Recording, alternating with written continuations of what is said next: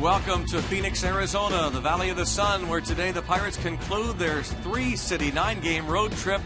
Chase Field in Arizona, the home of the Arizona Diamondbacks. The Pirates try and take a series here for the first time since the 2005 campaign, as the Buccos won last night. Greg Brown along with John Wehner.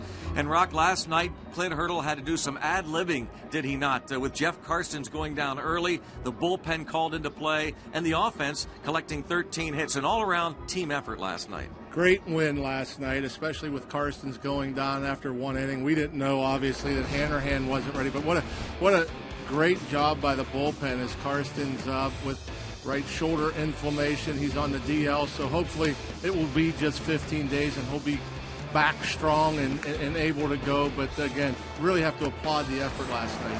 Karstens left after that at bat, pitching just the one inning. He had given up 2 runs. The Pirates trailed 2-1, so the bullpen again called into play. And Joel Hanrahan also unavailable because of this. He injured his hamstring on Sunday, the last pitch of the game in the win over the Giants. And we didn't notice it then, John, but look how angry he is. He gets the save. This isn't Hanrahan normally after getting a win. Yeah, just seeing this video, and boy, surprised everyone. The Pirates, they kept it pretty quiet in the clubhouse, and we were surprised, just as everybody else was, that Hanrahan wasn't in the game to close it out. Hopefully, he'll be ready by Friday. At least that's what he's expecting. Juan Cruz came on to earn the save in last night's ball game. We'll talk about the bullpen. We'll also talk about the offense, which busted out for 13 hits in last night's ball game. James McDonald on the hill today for the Pittsburgh Pirates. Yeah, J-Mac didn't have his best stuff last time out, kind of struggled with his secondary pitches, but a gutsy performance, kept the team in the game once again, giving up 3 runs, really should have been 2, a misplay at the outfield, and had the only hit for the Bucks against Matt Cain. And, when he's sharp, if he gets those secondary pitches going, it's going to be very tough to hit, and so hopefully he'll get a bounce-back performance today. Should mention, by the way, that Brad Lincoln will be available in the bullpen. Lincoln has been called up from the minor leagues. As we said, we will talk about the offense. Why not? Back in the swing of things last night as the Pirates collected 13 hits. The 3, 4, 5 hitters combined for 10 of them. The Buccos and the D-backs are coming up.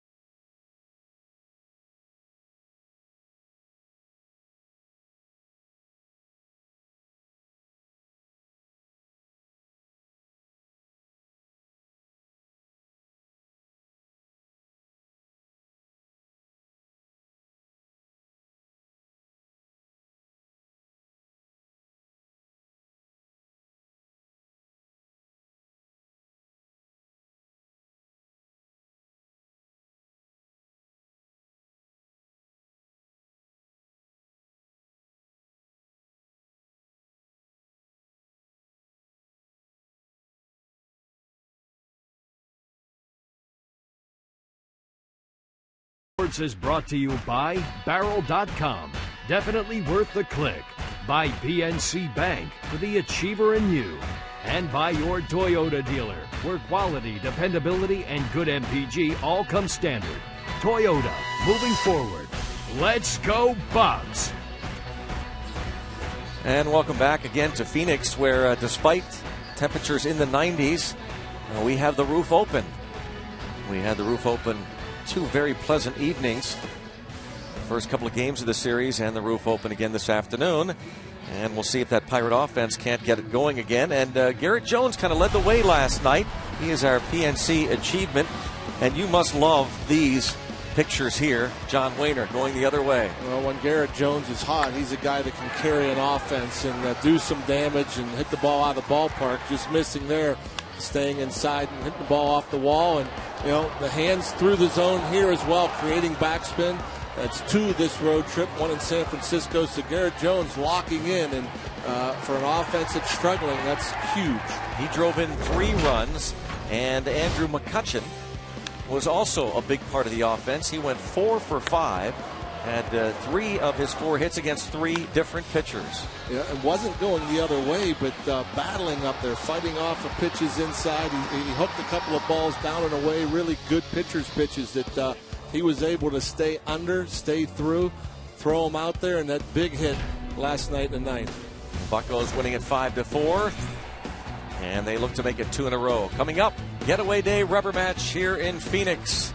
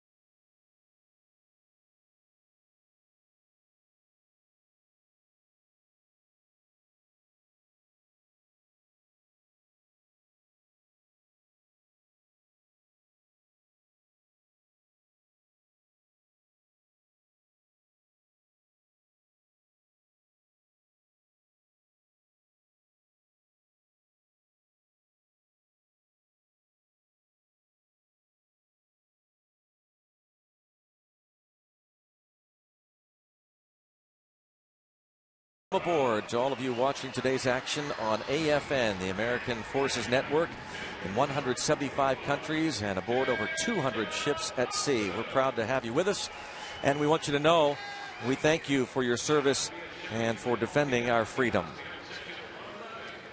Our Toyota starting lineup for the Bucks: Alex Presley, Clint Barmas up to the number 2 spot in the batting order, with Andrew McCutchen hitting third, Neil Walker bats clean up, then Casey McGee and Garrett Jones in right field.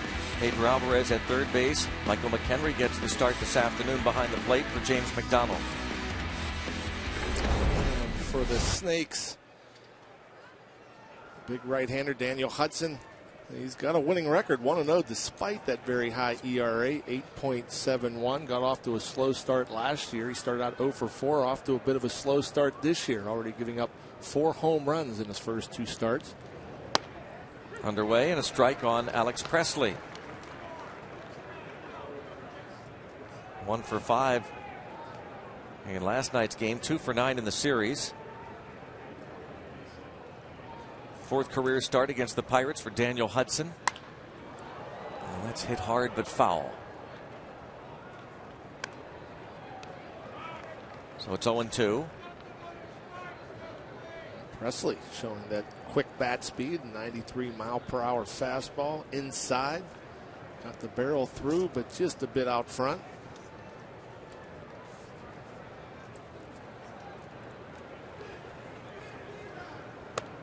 Up and in.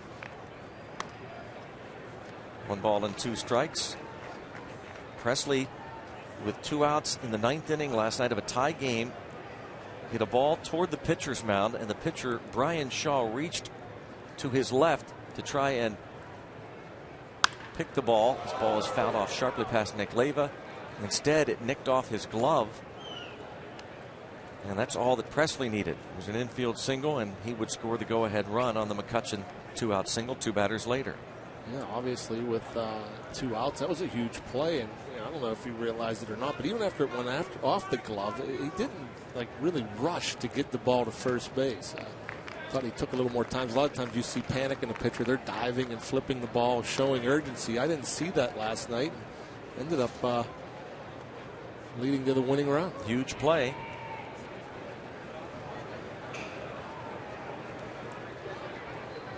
Bucco fans on hand again. They're everywhere. And fouled back. It stays 2-2 on Presley. Off to a pretty solid start. .273 batting average. Missed a good month last season with the nerve issue in the left thumb, facing the veteran Daniel Hudson. And he lays off. It's 3-2. So far, a solid at bat to start things off from Presley as he battles Hudson. I think that's always a big help early in the ball game. Have your leadoff hitter see a lot of pitches. It's beneficial to you as the hitter to see a lot of pitches, and you're in a bigger situation later on. You have an idea of what today's starter has to offer. Well done. Yeah, leadoff walk, and haven't had a whole lot of those. Top 2 spots in the order as far as free passes. He's on for Clint Barmas, and the Diamondbacks defensively line up this way. A.J. Pollock in center field. He was called up, and he's one of their top prospects. Gerardo Parro in left, Jason Kubel in right. Ryan Roberts, Lyle Overbay on the corners. It's Bloomquist and Hill up the middle. Miguel Montero does the catching. See if Barmas is bunting. He has really struggled at the start of his Pirates career. No, strike is called. Barmas 3 for 33. An .091 average. A.J. Pollock, his first major league start.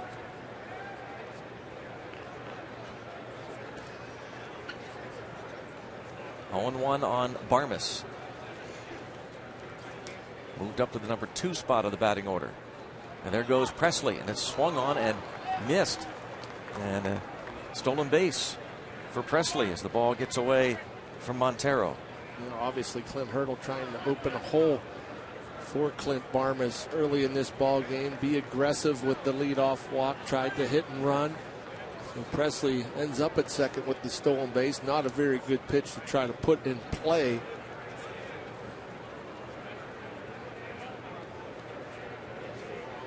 (0-2). And look at that nice work there, John, from Clint Barmas. It's a productive out. It was a nice job. Hudson trying to come inside, so to make it more difficult for Barmas to hit to the right side, but boy, does he really pull those hands in, and a job well done.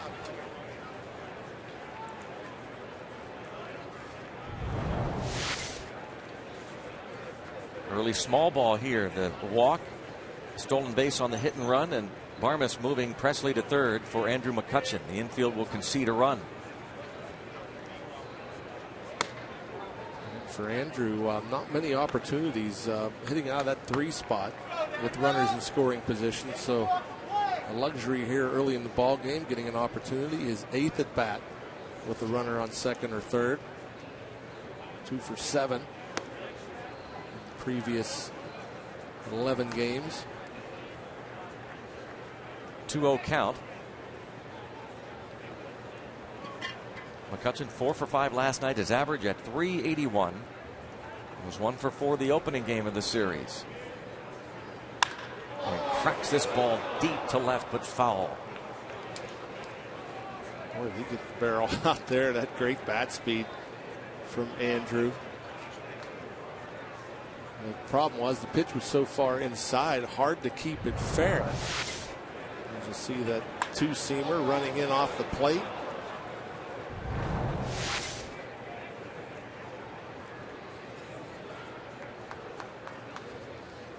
Two and one, the pitch. Goes to 3 balls and a strike. Bob Davidson, veteran umpire, calling the balls and strikes this afternoon. Hunter Wendelstedt at first base, Dan Bellino at second, Jerry Lane at third. Today's umpiring crew chief Jerry Lane. 3-1 pitch. And a walk, which runners at first and third. Well, a couple things that were pretty obvious right there with Andrew McCutchen. One, Hudson pitching him in hard with the fastball. You noticed in the the pregame package, the McCutchen base hits, all of which came on fastballs or breaking balls away. So they're going to try to crowd Andrew today. Didn't want any parts of him. On top of that, they'd rather face Neil Walker with this runner on third, less than 2 outs. Walker average up to .243. 3 hits last night. RBI single in the third. Robbed of a hit in the 5th inning. And strike one. McCutchen, Walker, and Jones combined for 10 of the 13 Pirates hits last night. 3, 4, 5 hitters. Walker was 1 for 3 with a walk and an RBI on Monday night. Infield sets up for 2.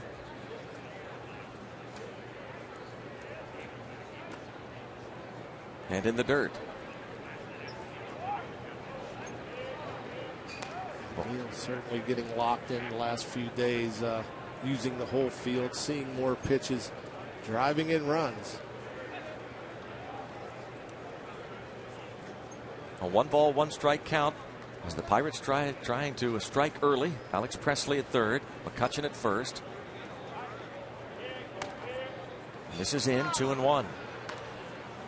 Daniel Hudson's last start in Coors Field 5 days ago.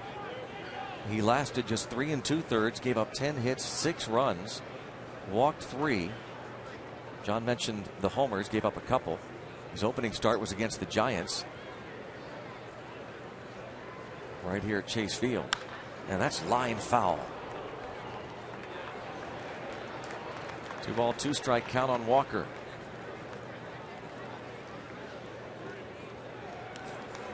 As the Pirates try to take 2 of 3 from the Snakes.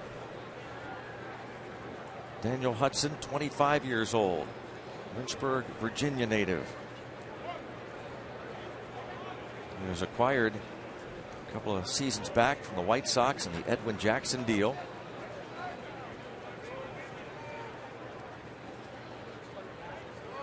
Two and 2. And another good at bat here. 3 balls, 2 strikes. Yes, sir. We'll see if Clint Hurdle gets Andrew McCutchen on the move here with a full count. Neil already has that big hole on the right side with Overbay holding McCutchen on. You get McCutchen moving, you open up a hole on the left side. Stay out of the double play. 3-2 count. And McCutchen goes back to first, like he was leaning towards second. Pick to third, look over to first base. Still 3-2. Well, if a right-handed pitcher has a decent move doing that, you can get a runner or two. I mean, because as a base runner, you're thinking moving. They're going towards second as soon as that leg lifts. He goes. It's fouled out of play. But obviously that wasn't a very good one. He tipped it off right away. So Andrew, who was leaning, was able to retreat. Hudson was drafted in the 5th round. 2008 draft by the White Sox out of Old Dominion University. Last year's 16-win season with the Diamondbacks, 16-12, 222 innings. Count remains 3-2 on Walker. McCutchen was taking off on the previous payoff pitch. Goes again, and another foul ball.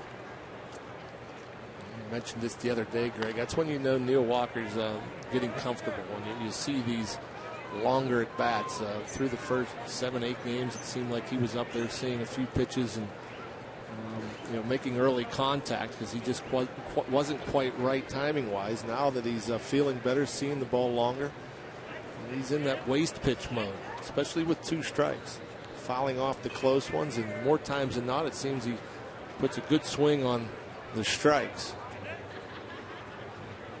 Here comes another 3-2, and it's right to the shortstop who is covering, and a double play. Hit it hard. Right where Bloomquist was headed. Head to the bottom of the first. D-backs come to bat.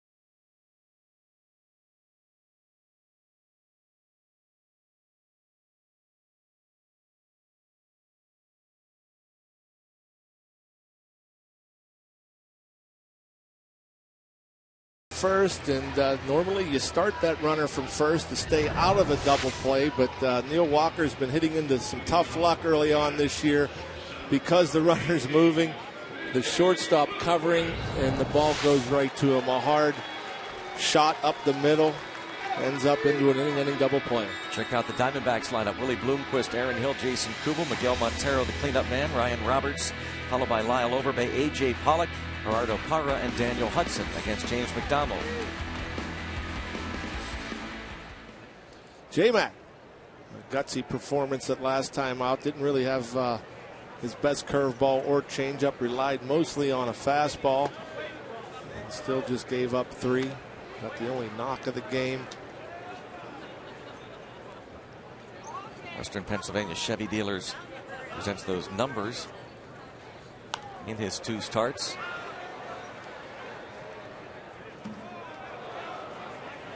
And ball 1 strike. So really a couple of starts for McDonald where he's kind of had to battle against the Phillies, his first time out, and against the Giants on this trip. Well, that's a good sign early on in this ball game. A dandy of a curveball right there.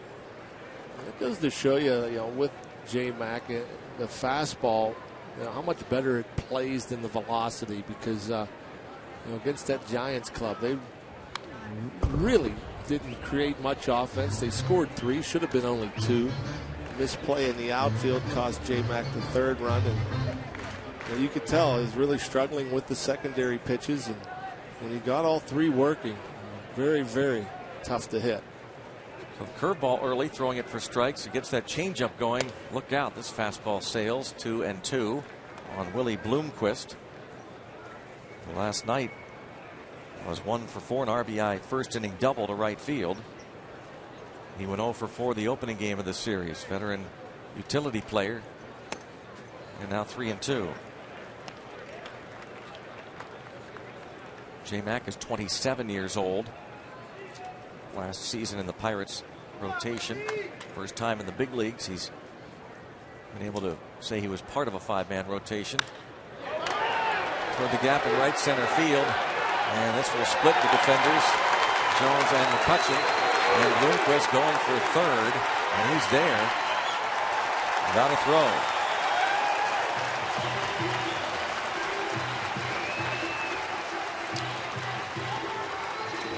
Early jam here for J-Mac. And 3-2 count. Bloomquist knows he's going to get a fastball. And he gets a fastball up out over the plate. Does a nice job staying with it, hitting it the opposite way. And that's part of the problem, Greg, as far as James McDonald. If the secondary stuff isn't working and you're in a 2-0, 3-1, 3-2 count as a hitter, you know what you're going to get. His fastball misses. Pirates will concede a run. Alvarez is even with the bag at third. Aaron Hill hitting 189 with 3 homers. Was 0 for 3 with a walk last night. Now Alvarez backs up.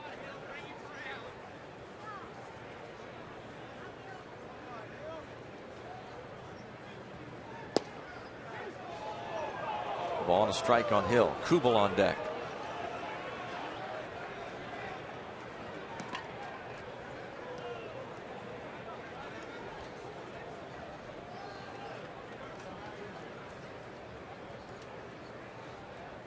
One ball, one strike. 2-1. J-Mac went with the curveball 1-0.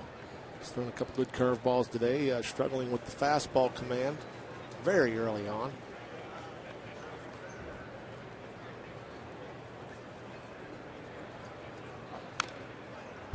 Two and two. Fouls off the fastball.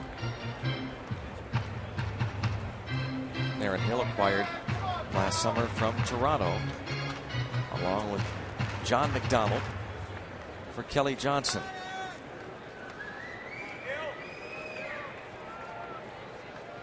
Leadoff triple for Bloomquist.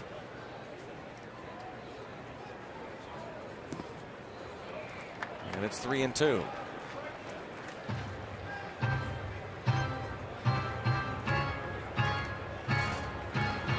Clint Hurdle's club 4 wins, 7 losses. The D-backs are 7-4. Pirates were swept to start this road trip in a 3-game series in LA. They won the finale of the 3-game series in San Francisco.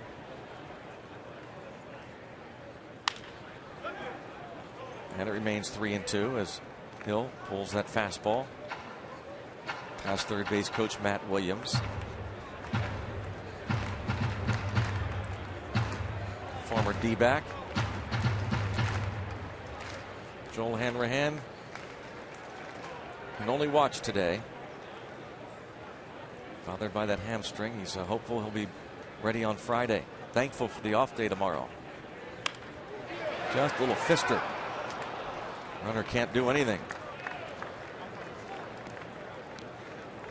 Buccos defensively in the outfield. In left field, it's Alex Presley with Andrew McCutcheon at center and Garrett Jones in right. Over at first base, Casey McGee. Neil Walker just made that catch at second. Clint Marmis made for Alvarez on the left side. Michael McHenry, battery made for McDonald. Fort.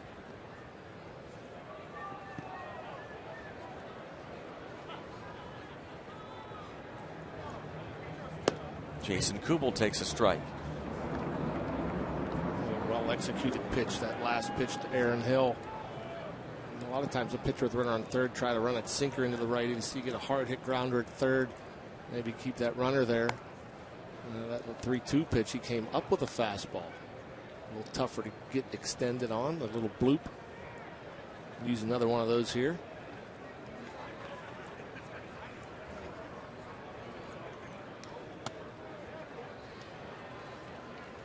Here's another look at that pitch to Aaron Hill. See it here on that strike zone presented by Range Resources. Up and in. Hard to get barrel to that. 2-1 on Kubel, the former Twin. Off speed, 3-1 now.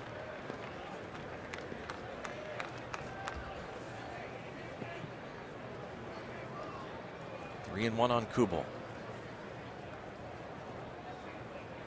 1 for 4 with an RBI last night. Big cut and a miss on the fastball from McDonald.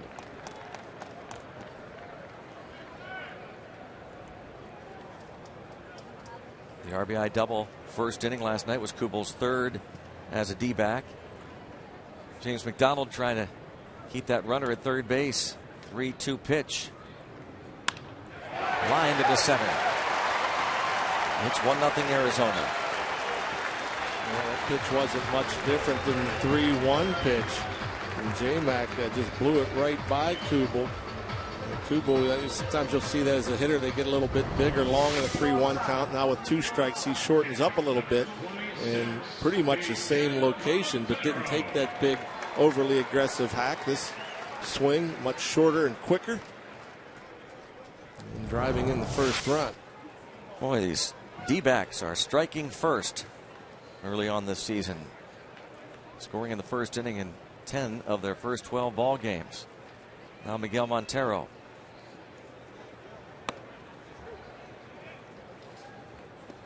Montero, who drove in 86 runs last year, is their cleanup hitter, the catcher, hitting .270.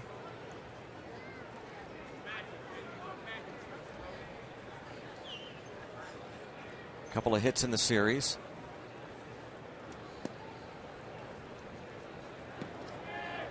And a 1-ball, 1-strike count.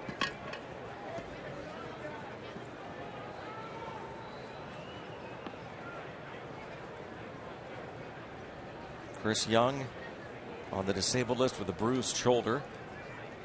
Banging up against the wall. Robbing Pedro Alvarez of extra bases in the 4th inning as McHenry has to leap up. Grab that pitch. 2-1. And that was the changeup. J-Mac, his first attempt at throwing that pitch. Just hasn't had the feel for it as of yet.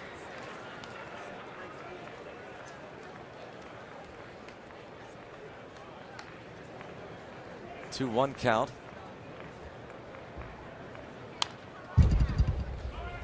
Now 2-2. Mainly fastballs here from McDonald. A couple of curveballs early. I mean, obviously, if you don't have the feel for that change, and he really hasn't, this being his 3rd start. Obviously, starting pitcher, most have 3 pitches. You're kind of against. You're back against the wall with just 2. And you got to be pretty good with the location of it. And, that really hasn't been the case. I mean, I think J-Mac in his first 2 starts really battled and pitched pretty well despite having 3 quality pitches. Runner goes on the 3-2 and he walks Montero.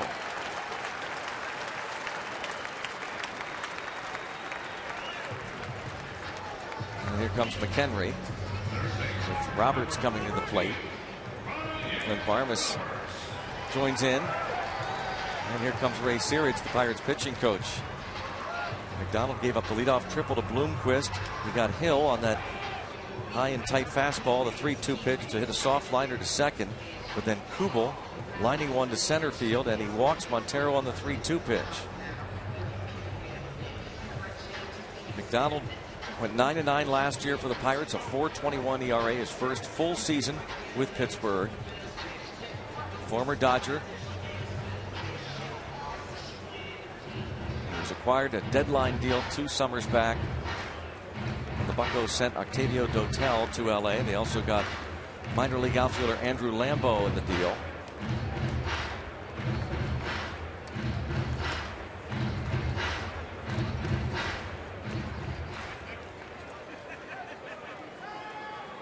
Ryan Roberts 1 for 4 last night, hitting .225.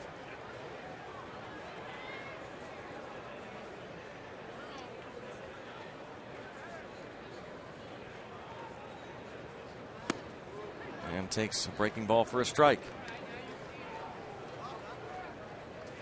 Both pitchers throwing a fair amount in the first inning.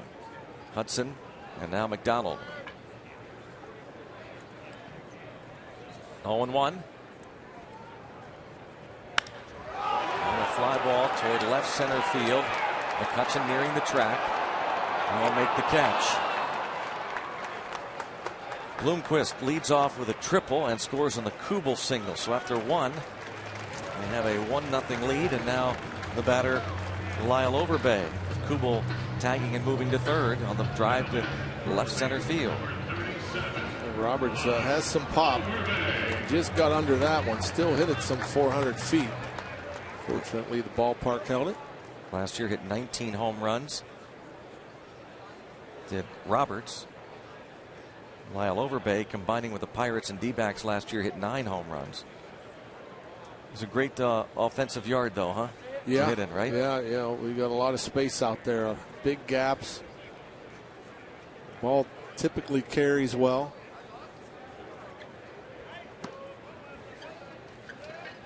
Ball one on Overbay. Here's a look.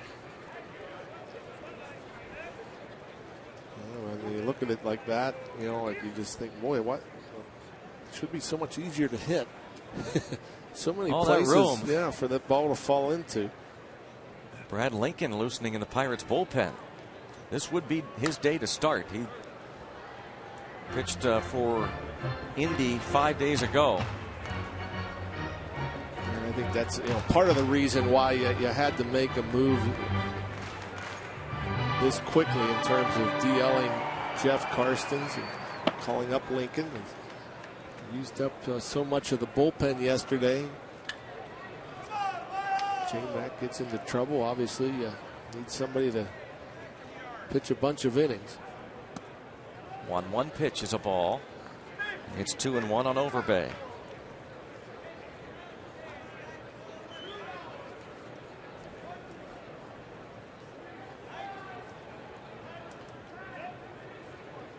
Jeff Bannister in the middle there between Ray Searage and Clint Hurdle. Bench coach Jeff Bannister. First and third, 2 outs. 2-1 count on Overbay. And pitch number 32 on its way from McDonald. And that misses.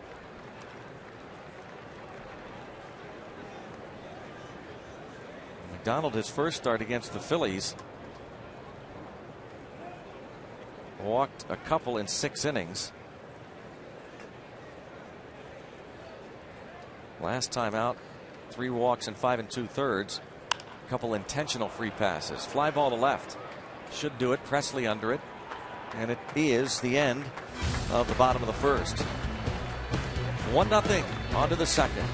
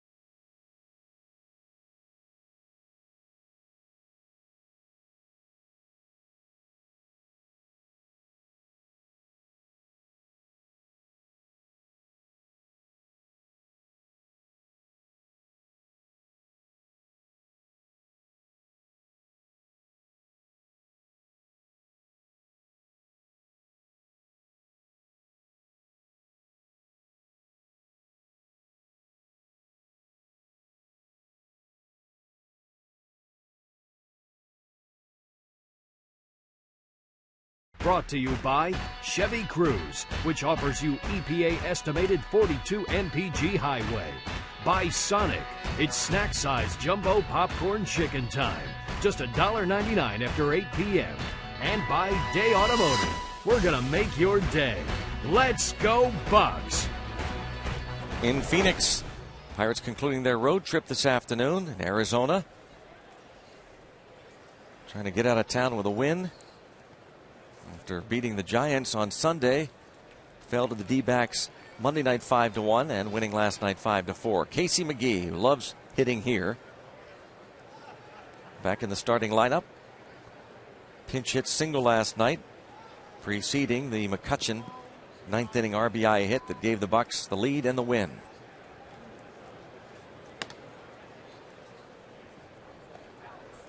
And he also likes seeing Daniel Hudson. This should be a great combination for Casey McGee.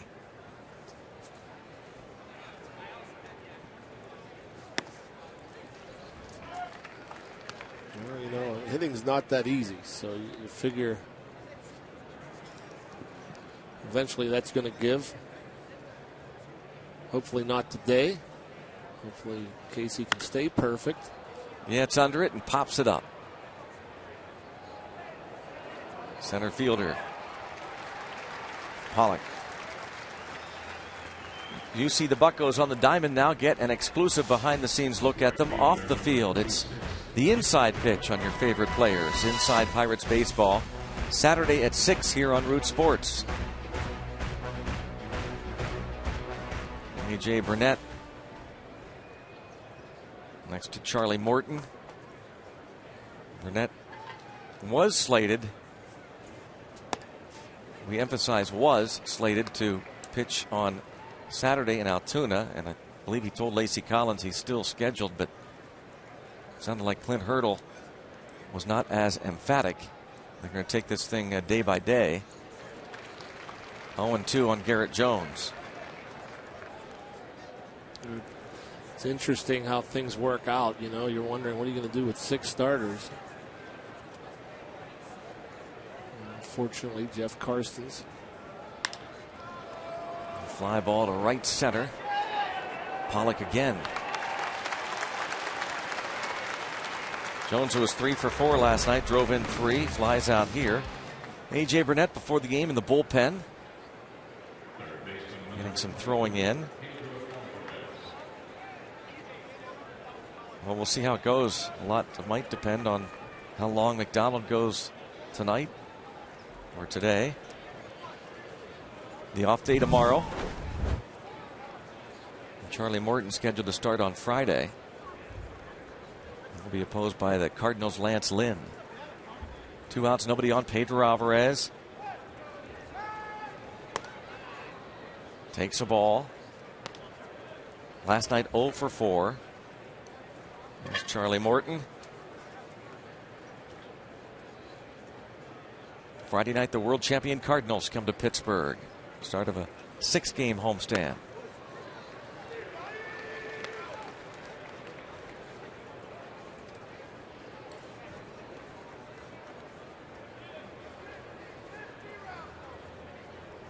One ball, 1 strike count on Alvarez.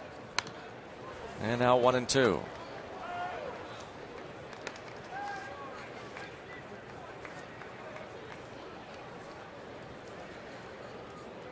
His 1 hit in 24 at-bats to start the season was a home run at PNC Park.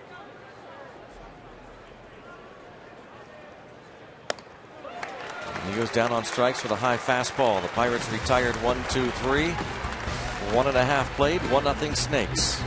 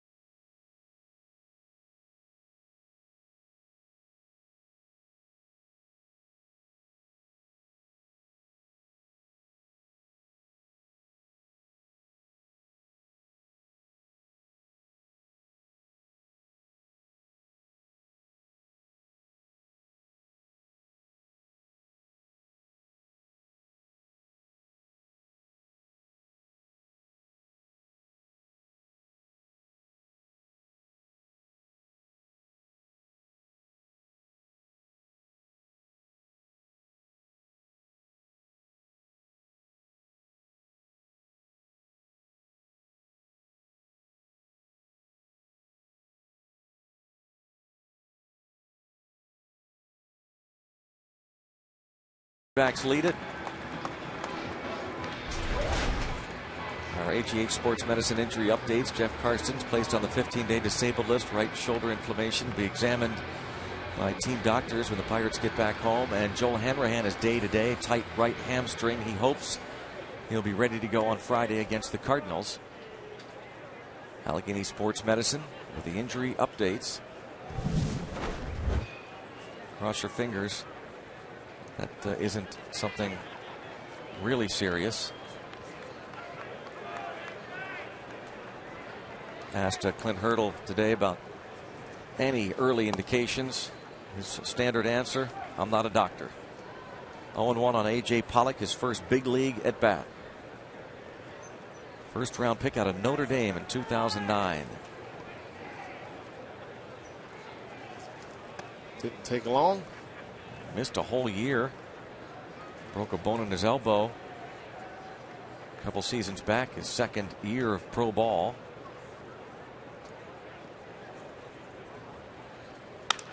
Broken bat, fly ball to center. 1 up and 1 down. Yeah, that ball, fisted, got out there pretty well. Off the bat, the way it sounded, and where he made contact, I thought that was in danger of falling in front of Andrew, but carried a bit. He hit for much power a year ago. Had 8 home runs in Double-A in Mobile. Actually stole 36 bases last year at Double-A for the Mobile club. Pitch is taken by Gerardo Parra. Jay Bell is a coach on that team this year. Mobile Bay Bears, managed by another former Pirate, Turner Ward, who was a one-time manager in the Pirates minor league system. And there's a former Bucko, Kirk Gibson, won the manager of the year last season in the National League. 2-1 count on Parra. Another former Bucko, pitching coach Doug Drabick. Their advanced A-ball club at Celia, the California League. 2-2. He's in his second year coaching minor leaguers for the Diamondbacks. There are a lot of Pirate ties to this organization. So maybe no surprise that some former Buccos crop up throughout this organization. Kevin Towers is their general manager now.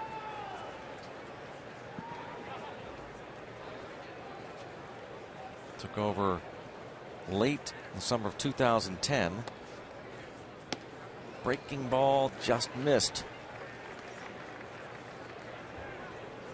Not by much. Tried to backdoor it.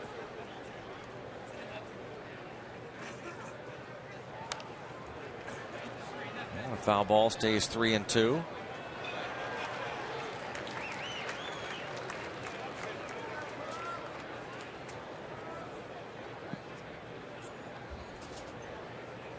General manager Kevin Towers spent a couple of years as a national cross-checker in the Pirates organization. There's a ball popped up. Kenry with room. 2 up and 2 down here in the bottom of the second, and now McDonald will face Daniel Hudson, the pitcher.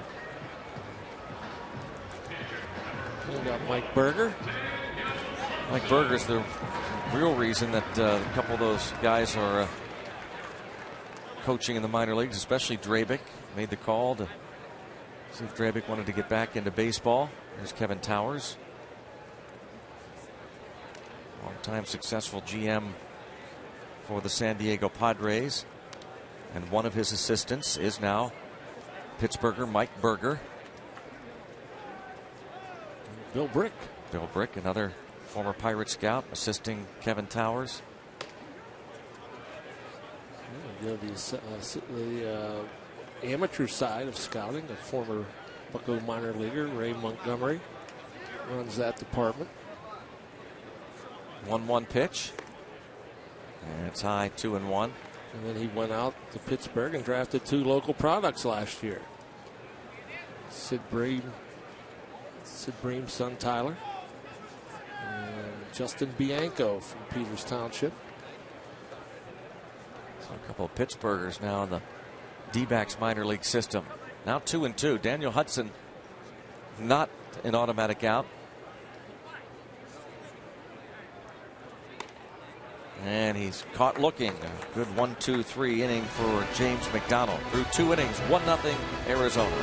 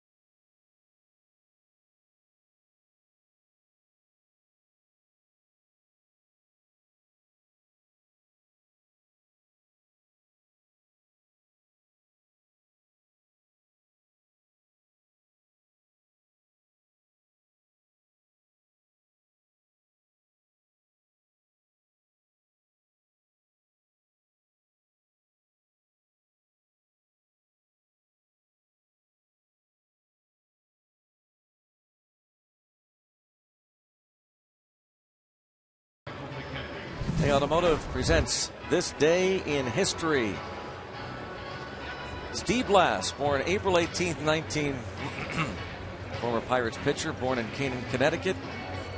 Of course, went on to pitch 2 complete games in the '71 World Series, including games 3 and 7, and also recorded 2 holes in 1 in the same round a couple of years ago. Quite a guy. It's amazing. Happy birthday, Steve. Happy birthday, Steve. He's an ageless wonder, isn't he? He really is. He's, what is he, 60 today? Is that what he is? There's no way there's a 6 in front of that. There's no way it starts with a 6. I don't know how old he is, but it's not 60 anything. Okay, so it's not 5. No. No. Oh, he's going to get you. He is going to get you. He's back at the Berg watching. Well, he's been with the organization like 55 That's years. true. That's a good point. Yes, this is, 53rd year involved with the Pittsburgh Pirates. Look for that book coming out in a couple of weeks. Steve Blass. First time he's actually penned his thoughts, and you'll be able to read up on his life. This ball past diving second baseman Aaron Hill. Michael McHenry. Good start to the inning because now James McDonald can try and bunt him over. Yeah, the Fort, Michael McHenry's been looking good at the plate. Got himself a bomb on the year, 3 walks the other day, and pretty good swing right there. Over and inside. Ball hit hard, racing through this hard infield. Picture perfect. Watch the head drop down on that ball. That head. You see that ball going the other way, you're almost always going to see that head drop down at contact. Perfect mechanics. He's now 3 for 8 at the plate.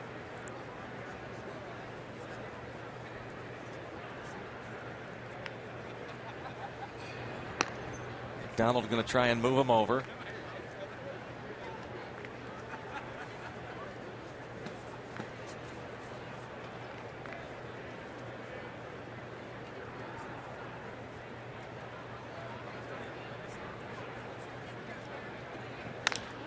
Well, it bounces this ball, and we're going to turn this into a double play.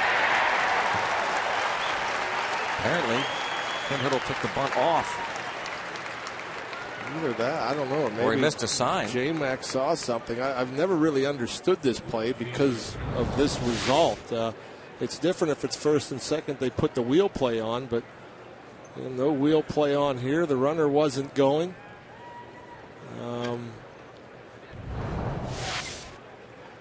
So hard to say exactly.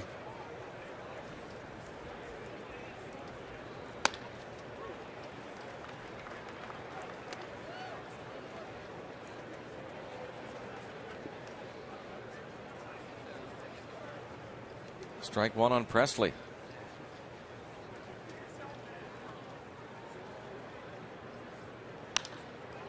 And a fly ball to center. For the final out, a leadoff hit, and then McDonald, instead of bunting the runner over, hits into a double play. Yep, Steve Lass, a Pirate for life. We'll pick that book up real soon.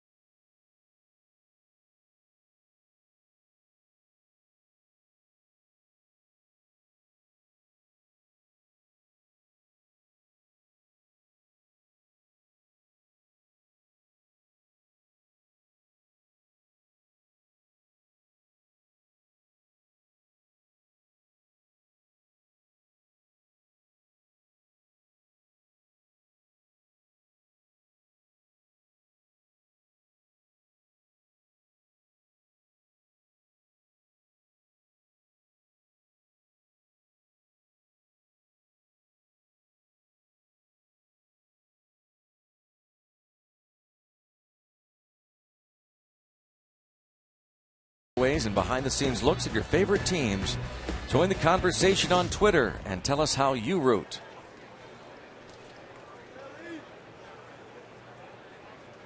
More Bucco fans all over the place today. Strike is called on Willie Bloomquist.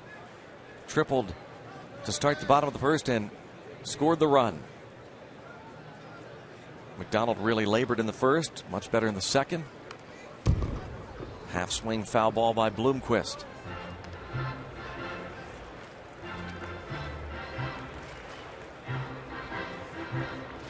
Did a nice job filling in for the injured Stephen Drew last season. 34 years old.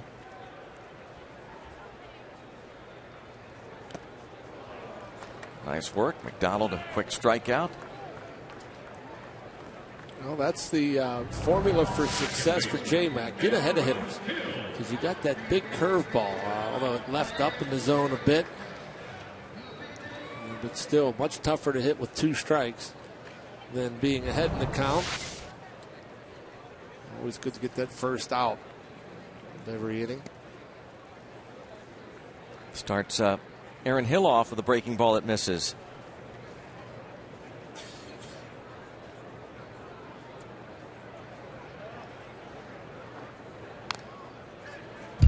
One and one.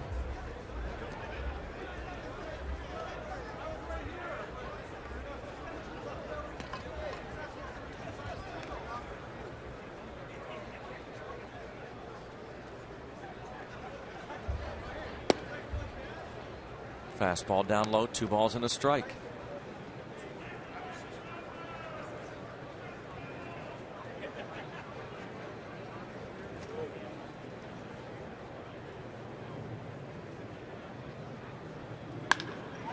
Hit hard to center, but right at McCutcheon.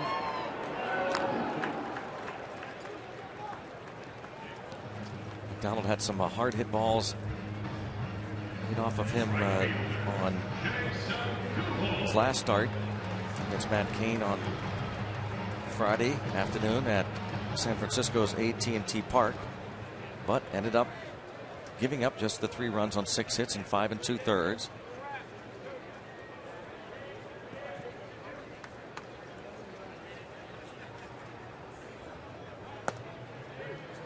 Jason Kubel, one of the additions to the Diamondbacks this season, signed as a free agent.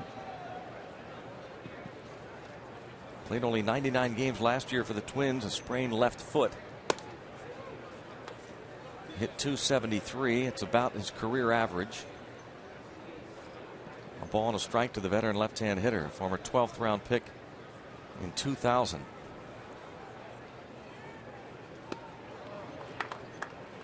And it's 1-2.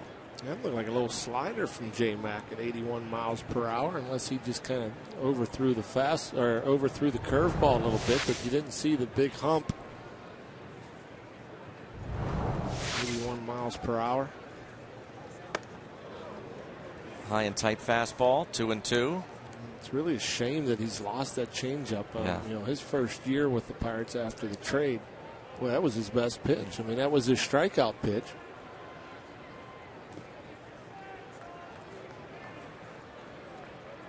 What are you trying to throw there, John? That's another curveball. He threw a changeup earlier in this at bat to Kubel, but left it up. There he tried to get him to chase the curveball. Again, threw it a bit firm.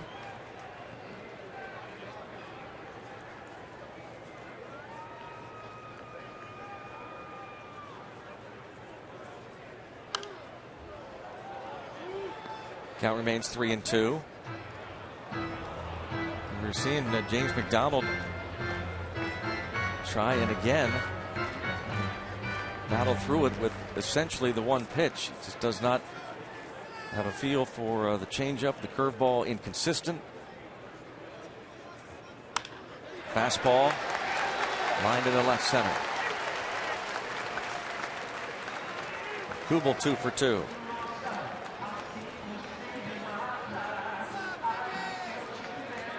Brings up Miguel Montero. When you know it's coming. And Kubel, both at bats, a 3-2 fastball, same result. Hard hit. Back on the first, it was up the middle, this time in the left center.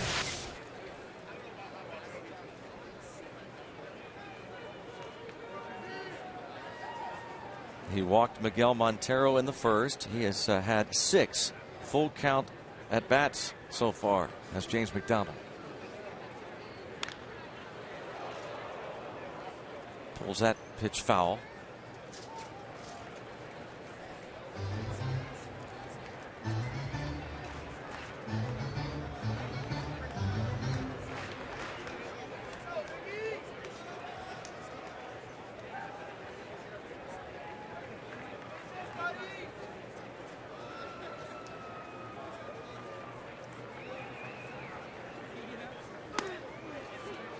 Gets the fastball in there, 0-2.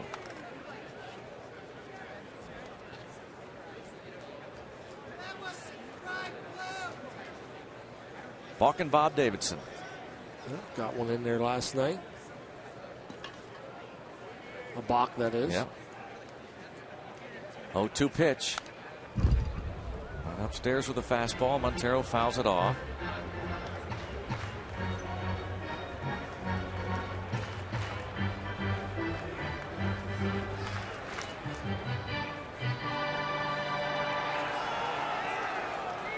See if McDonald can put Montero away. A couple of strikeouts for the Pirate right-hander.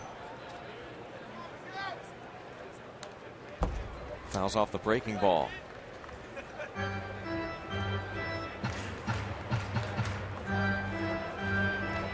So it's still 0-2. Last year, McDonald, 171 innings, struck out 142. He walked 78.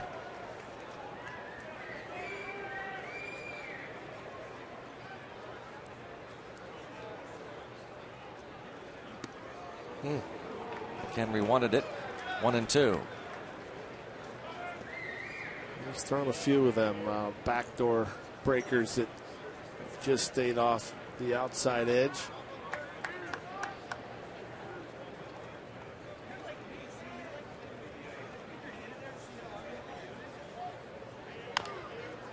Chopper on the right side. Walker tosses on to first.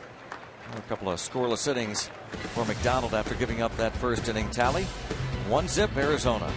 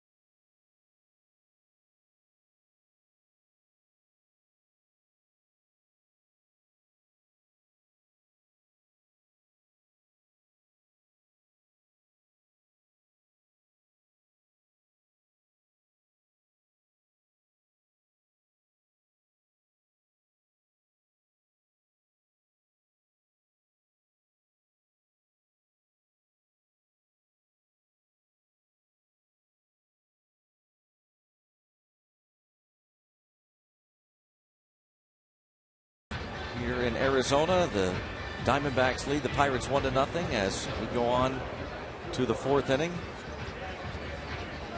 AT&T mobility trivia question.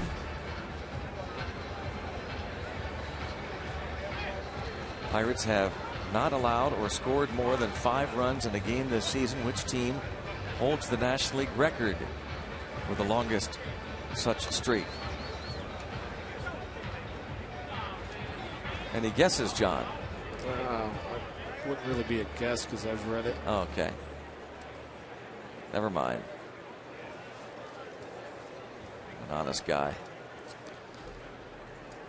Yeah, well, it's not fair. Why? To pretend that I don't know it and guess it right. What do you think your colleague over in the radio booth does all the time, Mr. Walk? Come on. Get with the program. Doesn't make it right. Strike is called on Clint Barmas. His ground out moved Alex Presley to third base. It's just a one hopper, easy play. 1 away. Aaron Hill handles that one, and now it's Andrew McCutchen.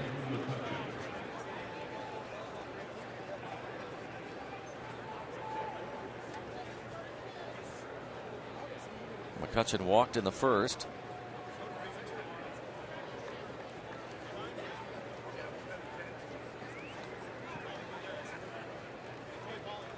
Daniel Hudson getting in a bit of a groove now. Perhaps. Ball 1. We'll see how he handles this part of the lineup. The next 4 guys pretty much locked in.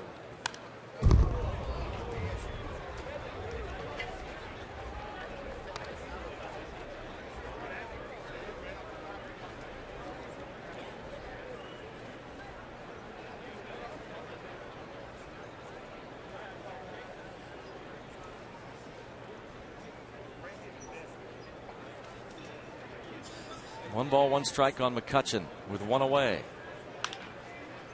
Bounding ball headed up the middle. And no chance. Infield hit for McCutchen. That's the way it's going for Andrew. 4 hits last night. A couple soft serve hits into the outfield grass. And now a bouncer over the pitcher's head. This hard infield. fast infield. And obviously a very fast runner, Andrew McCutchen. No chance of throwing him out.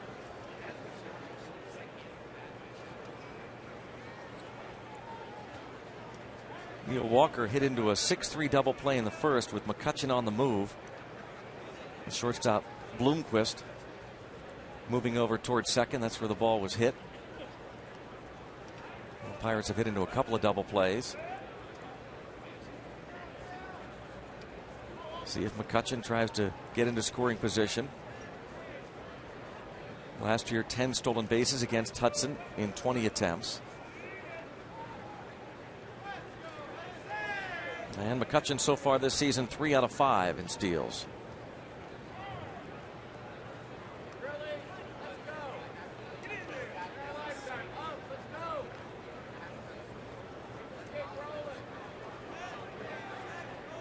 Last year, Diamondbacks catchers threw out 37% of the runners trying to steal.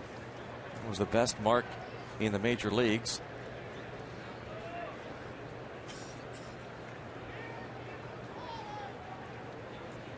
Well, you know, Andrew, if he can get a jump, he'll take off.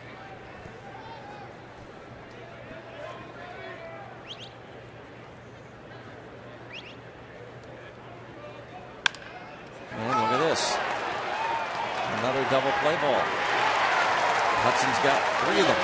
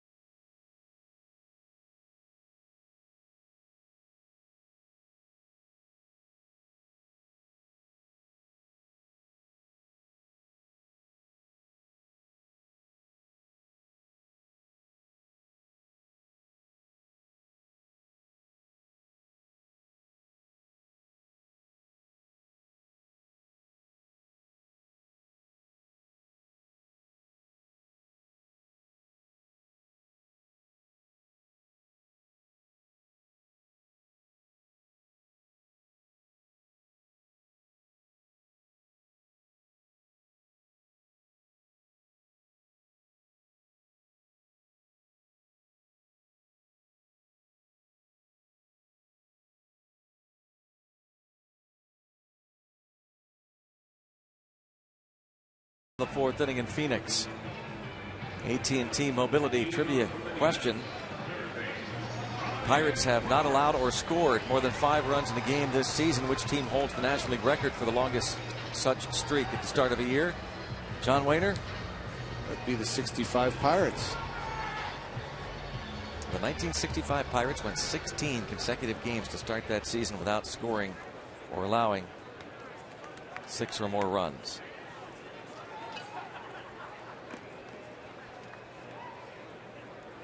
Ryan Roberts takes ball 1.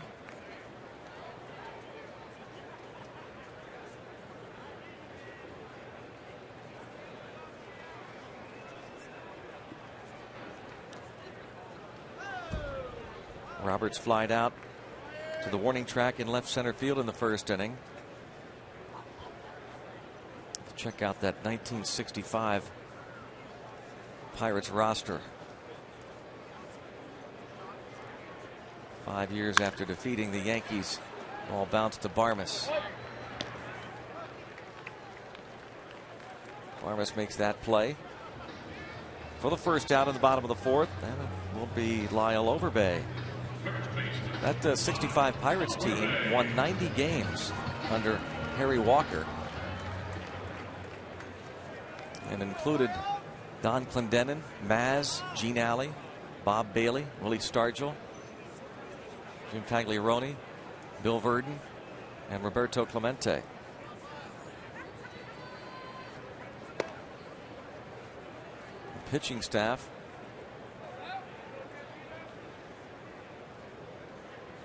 of Bob Veal, Don Cardwell, Bob Friend, and Vern Law. Pretty good team. That'll be out of play.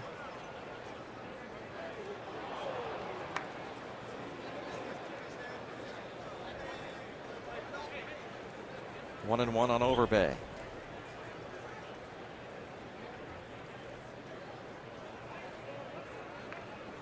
Don Schwal was on that club. We see Don Schwal a lot. He's part of the alumni group in the Pittsburgh area. Speaking of alumni, they're all over the place here in Phoenix. Kevin Young was supposed to be here today, was here the other day as well. We saw Blas Minor. Al Martin lives in the area, as does Adam Hayes do. Nice to see Blas fighting fires nowadays. Not that.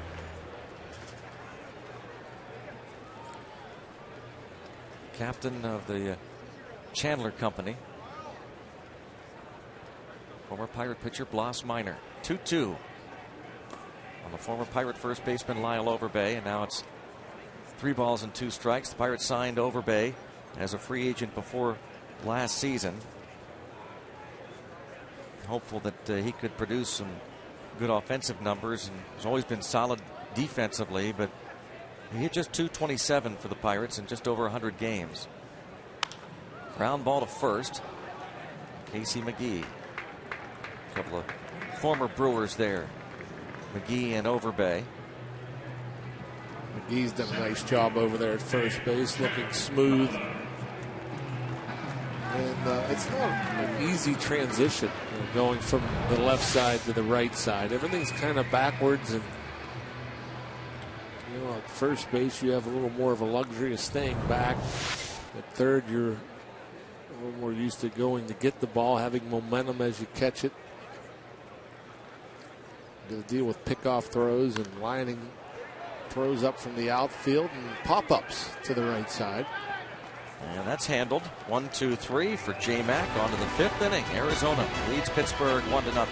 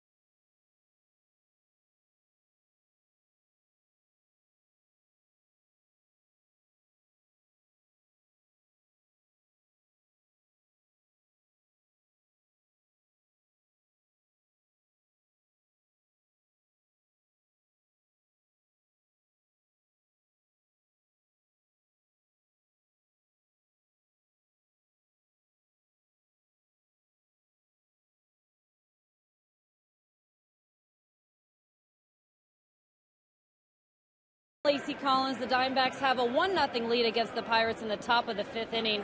Yesterday, when the media was led into the clubhouse, the number 37, A.J. Burnett's jersey, was hanging in the locker. We took notice, and today I asked him about it. He said he came to Arizona because there's just a few intangibles here that he can't get anywhere else. I need to be around the guys. I need to be around my team, my staff, my catcher, the pitch coach Ray work with me, and some things up here that I can get done that I can't get done anywhere else. So there's some amenities there that can help me. They've already helped me for the 2 days I've been here. So just mainly being here. I've been doing it so long that sometimes you got to just get up here to be able to flip that switch. After his side session, Burnett ran along the warning track a few times, came back and said with a smile, "It's hot. I'm too old for this." That same guy went through the dugout at the start of the game with some very excited fist pumps for everyone. Guys, think he's happy to be here? Sounds like it, Lacey. And I think the Pirates will be happy to get him in that rotation for the first time, despite a couple of very bad outings in terms of the numbers. But as he just told Lacey, he got his work in. He hates to say that. He has to say just get his work in because he's a competitor and wants to do better for his team. In this case, the Bradenton Marauders, his first rehab, and the last one for Indianapolis, and this one upcoming, scheduled to be in Altoona. Casey McGee will lead things off. Fly to center field in the second.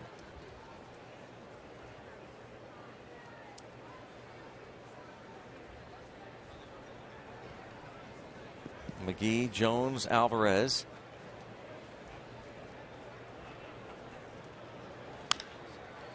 Bounced to deep third and off the glove of Ryan Roberts.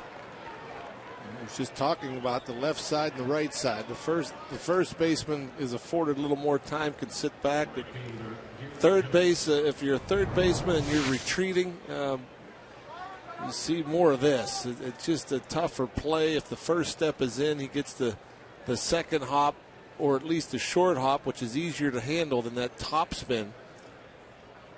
And I think Ryan Roberts knew he may have been a little bit of trouble when he started backpedaling. E5. And now Garrett Jones. Ball one. 3 for 4 last night. A single, a double, a home run. Nearly went 4 for 4 when his pop-up dropped in shallow right with runners at first and second. But the right fielder Kubel able to throw to second for the force out. So a triple shy of the cycle last night for Garrett Jones. Hit a solo home run off Ryan Vogelsong Sunday in San Francisco.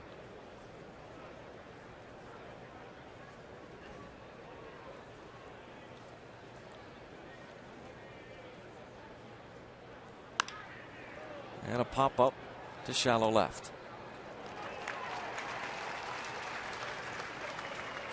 Gold Glover.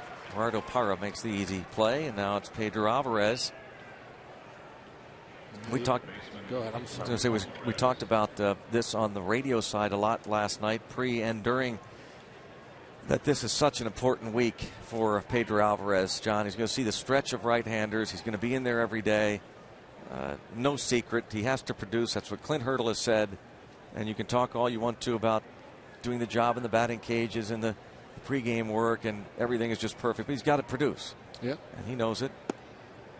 Well, it's an enormous difference, the batting cage, than Major League pitching.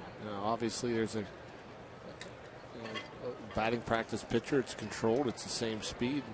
A lot of times the same location, and you're working on things, and you're comfortable.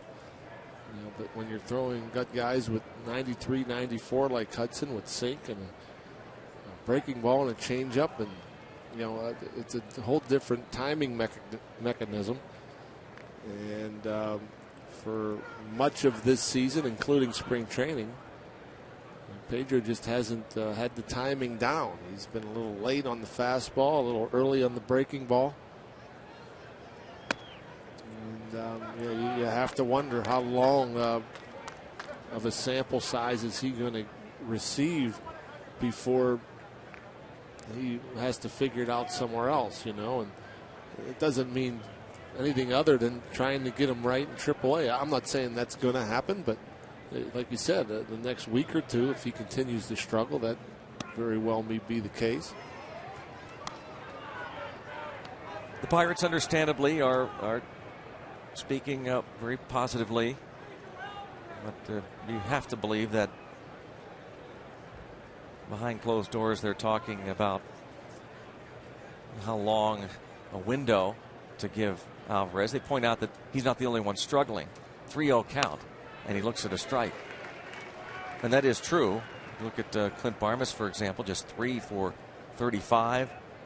Rod Barajas really struggling. I think the difference is, of course, those are two veterans, obviously. Whereas Alvarez, obviously you don't want to bury a guy. Draws the walk. It certainly helps if you get into those favorable counts, and that's something that has been a struggle as well.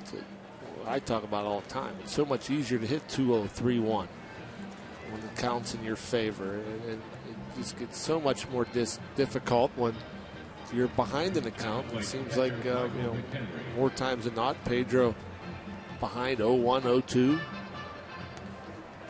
That's the first walk he's drawn this season. Pedro Alvarez, 25 at bats. Now McHenry, who singled to right field in the third. And once again, Daniel Hudson looking at an opportunity to get a double play ball. At least he's looking at it that way. Nate McLeod comes out on deck to bat for McDonald.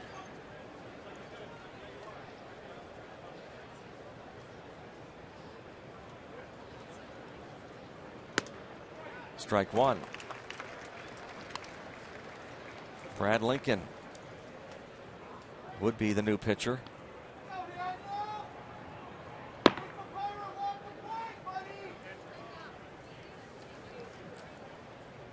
Oh and 1, 2 on, 1 out. The error.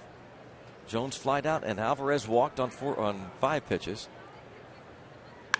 And bounced to short. 6 fall. He dropped the double play ball. Aaron Hill. See if the Pirates can make them pay for that. Yeah, no kidding. Almost the 4th ground ball double play in 5 innings, and this is as tailor-made as it gets. The ball handcuffed the shortstop Bloomquist a little bit, but a perfect feed to the second baseman Hill. And boy, John, he had all day with McHenry batting. Why was he in such a hurry? Absolutely no reason whatsoever. Doesn't that make you wonder what a second baseman or an infielder is thinking? Aren't they thinking ahead of time who's at the plate? You would think. First and third, and a chance for McLeod. Batting for McDonald. Saw McGee at third. Strike on McLeod, who started in right field in last night's game and was 1 for 4.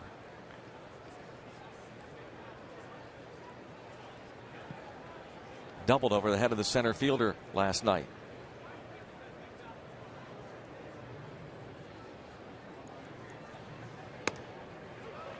Oh, and 2. Last fastball, usually Nate up there attacking. That 0-1 fastball looked like it caught a lot of plate. Nate unable to pull the trigger.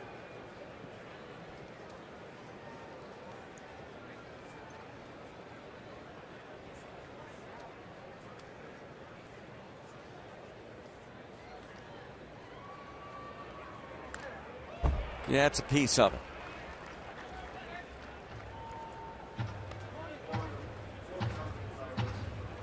Still 0-2, 1-2 count on Nate McLeod, who, as we said last night, made the start in right field. J-Mac, 4 innings, 1 run, 3 hits.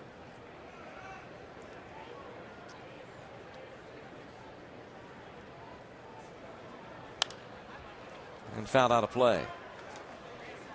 You got to think J-Mac a little surprised just going 4 innings, being lifted in a 1-run ball game, but obviously the pitch count way up there. Actually, over 30 pitches in the first, got more efficient through the second, third, and fourth. 0-2 count. 1-2. Daniel Hudson, after he was acquired from the White Sox a couple years ago, had a great second half of 2010.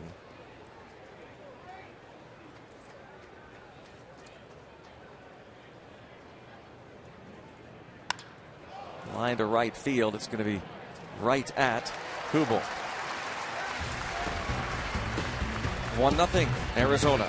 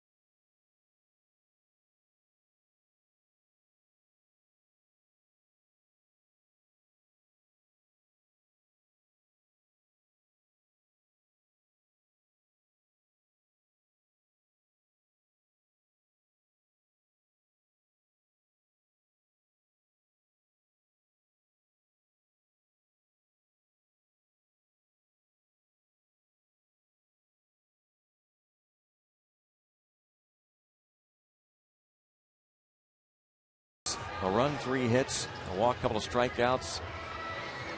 Clint Hurdle trying to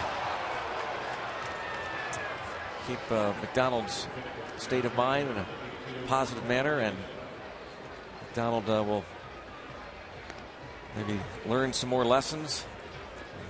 Hurdle tries to point out that not too long ago he was a position player in the Dodgers system, and now Brad Lincoln makes his 2012 debut. Let's go down to Lacey Collins for more. Greg and Rocky, guys may have noticed the mustache that Brad Lincoln is sporting. It's a new look for Lincoln. It's part of the Indianapolis Indians pitching staff. They're all doing as a team bonding. Well, last night they saw what was going on here, so Brad Lincoln actually went to sleep with his phone in his pocket, ready for the 1 a.m. phone call he received, and he was ready to go this morning knowing he was able to take the mound. It was his part of the rotation, but he didn't realize then it would be with the Pirates today. Guys? All right, Lacey, thank you. Joining Jeff Locke and Justin Wilson, Rudy Owens. Now we know that Lincoln sleeps with his clothes on.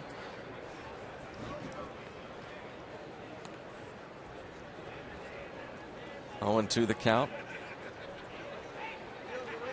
And with the phone in hand. In the pocket. Yeah, in the pocket. Good thinking. You don't want to miss that call, that's for sure.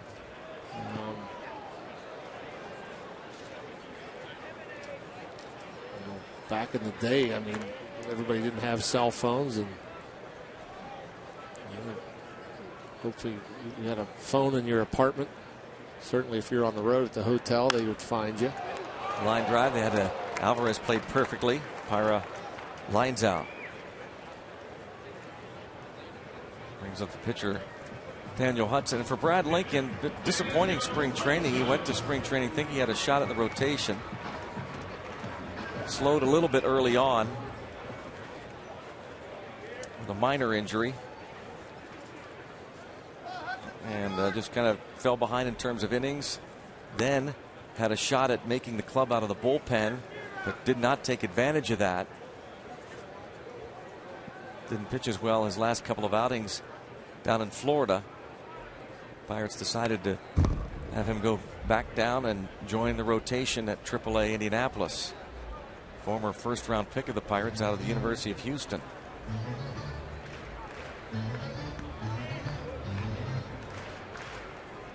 Last year, 4.72 ERA in 12 appearances, including 8 starts. Popped up. Catch made. Quickly 2 outs. Daniel Hudson retired. Well, you like the idea for Brad Lincoln the strikes, and no walks in his 2 starts. And the fastball command, very important for Brad Lincoln to get ahead. He's always had a good, hard, sharp curveball, a changeup that he's been throwing more and more of. Willie Bloomquist has tripled and struck out.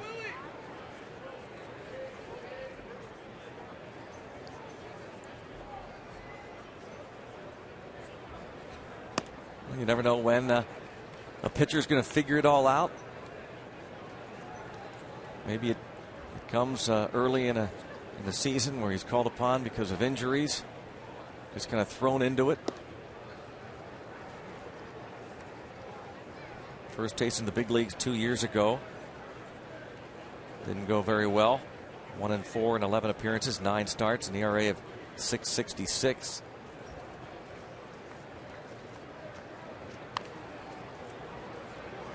Fouled off by Bloomquist, and now Lincoln ahead of the count, 1-2.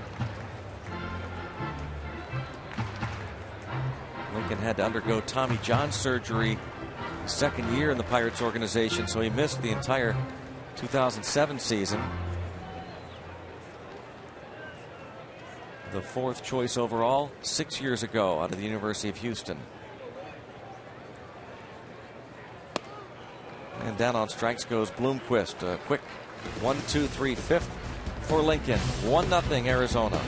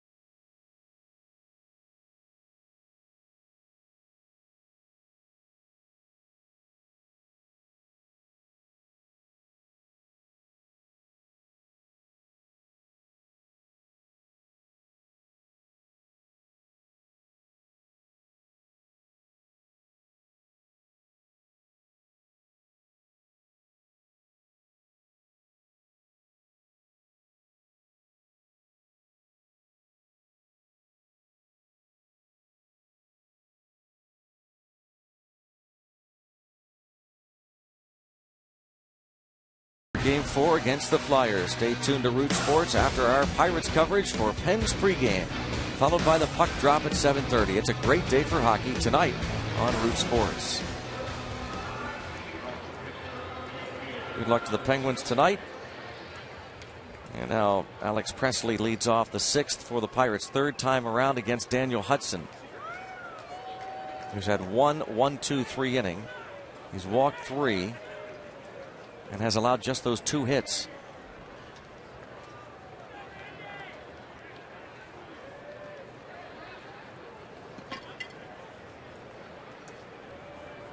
Hudson went 7-1 in 11 starts with the Diamondbacks, with a 1.69 ERA after he was acquired from the White Sox. Line drive base hit for Presley. He's on base for the 2nd time.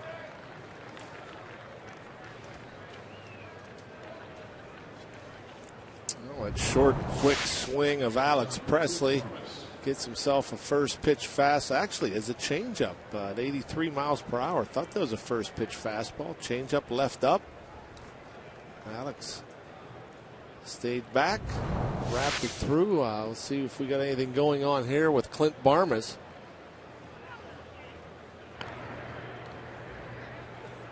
Throw over. Barmas squared as if to bunt.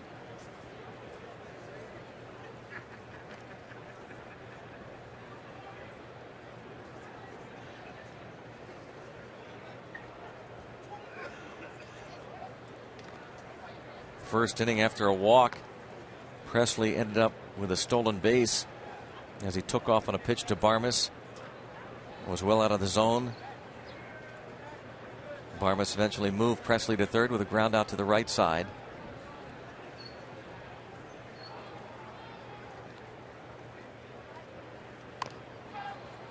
Wants it down the right side. Hudson throws on, and sacrifice is accomplished. Goes 1-3, moving Presley into scoring position. Free Shirt Friday's back. All fans receive a Pirates t-shirt at every Friday home game, and don't miss the first one this Friday night when the Pirates host the world champion Cardinals, 7:05, courtesy of Allegheny Sports Medicine. For tickets, visit pirates.com/Free Shirt Friday, the start of a 6-game homestand and the first game of the year against the defending world champion St. Louis Cardinals, who are off to an outstanding start even without Pujols. They're 8-3.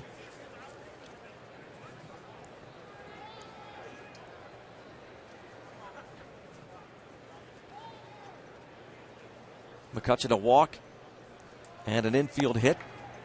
See how they pitch to him after his 4-hit performance last night. Batting average up to .395 for Andrew McCutchen. Trying to bring home Presley with the tying run.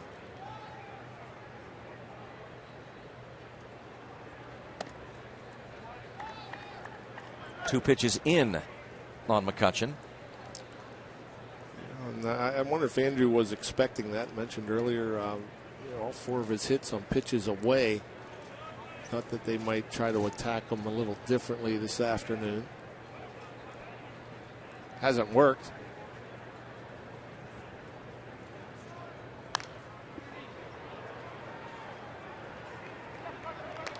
A 2-1. All-Star season last year when he hit, when all was said and done, 23 homers, 89 RBIs.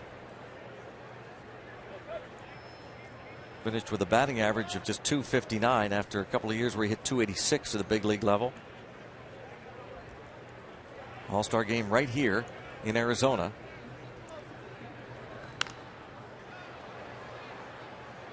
Two and two.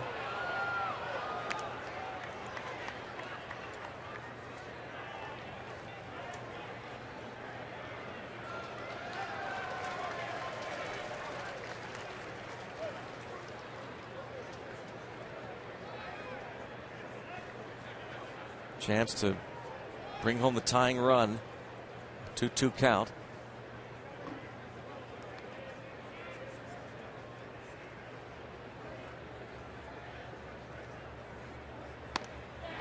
Big strikeout for Hudson. Yeah. Reached back for a little extra there. Straightened it out a little bit. Not as much movement. More of a four-seam fastball. Outside part of the plate. Andrew just couldn't get to it. Just the second strikeout for Daniel Hudson. And now Neil Walker, who's hit into 2 double plays.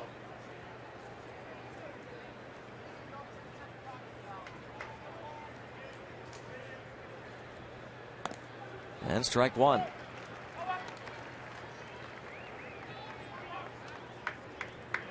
Walker 4 for 10 in the series.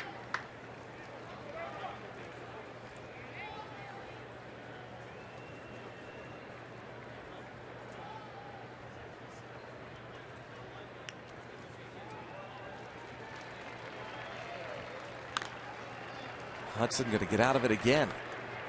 Pops it up as Walker to shallow left. Pirates just cannot cash in. Still trailing 1-0.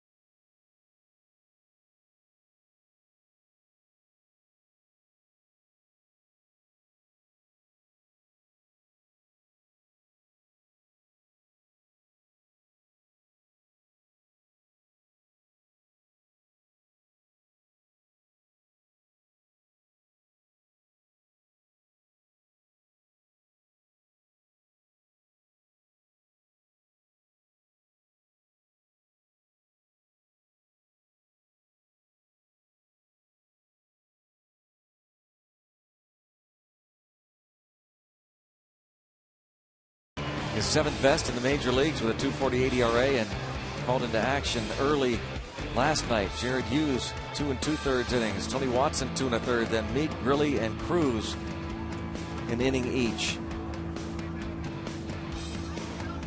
A lot of work from the pen in last night's game, and Brad Lincoln called upon after Pirate starter James McDonald went just 4 innings. Aaron Hill takes ball 1, a 1-2-3 fifth for Lincoln. Hill lined out twice against starter James McDonald, and Lincoln falls behind him 2-0.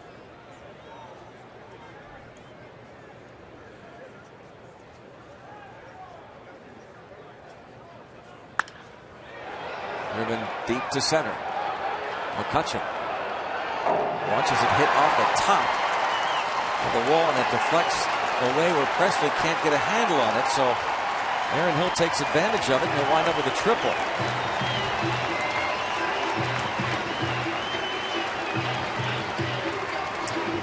Yeah, that's a big triple, too. It looked like he was going to be held to a double. You see that high fastball getting extended. Just a couple of feet from that yellow stripe, and if Presley is able to stop that, come up with it, it keeps Hill at second.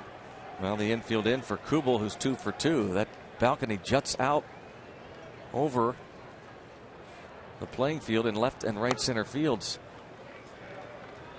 So the outfielder, in this case McCutcheon, had to make the determination he wasn't going to make the catch. He was going to hit off that area, that overhang.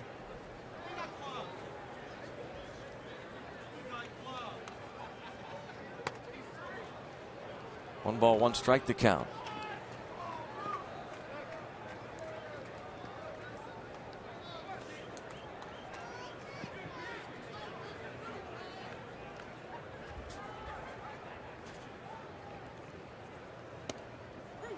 And it's 1-2. Yeah, not the best curveball there. Kind of left it up out over the plate, but effective. Now a chance for a big strikeout. As you see, maybe getting a little help. Yeah. Take it. Second strikeout.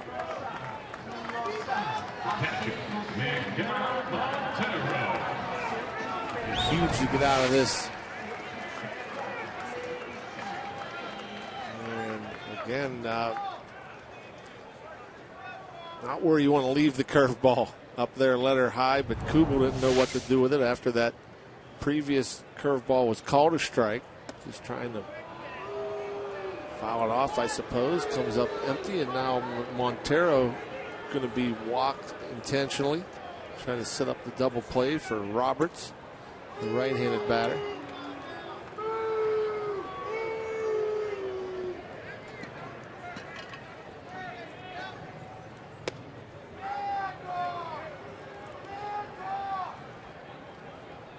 Bucks will take their chances with the right hand hitting Ryan Roberts. Putting runners at first and third. And we welcome aboard to all of you watching today's game on AFN, the American Forces Network, 175 countries and aboard over 200 ships at sea. Proud to have you with us, and we want you to know once again that we truly thank you for your service and for your defending our freedom. Great to have you with us here. The Pirates and Diamondbacks meet in the final game of their 3-game series in Phoenix. Tatman, Ryan Roberts.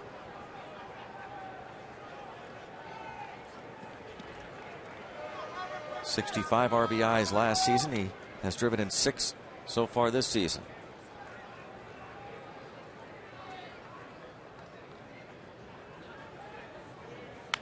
Grounded sharply and picked nicely by Alvarez. Throws a strike there and on to first. Double play. What a job. Gigantic DP around the horn. Boy, lead off triple. They cannot cash in. Perfectly hit right at Pedro and elementary from there. What are you thinking, Brad Lincoln? Double play. 1-0 Arizona.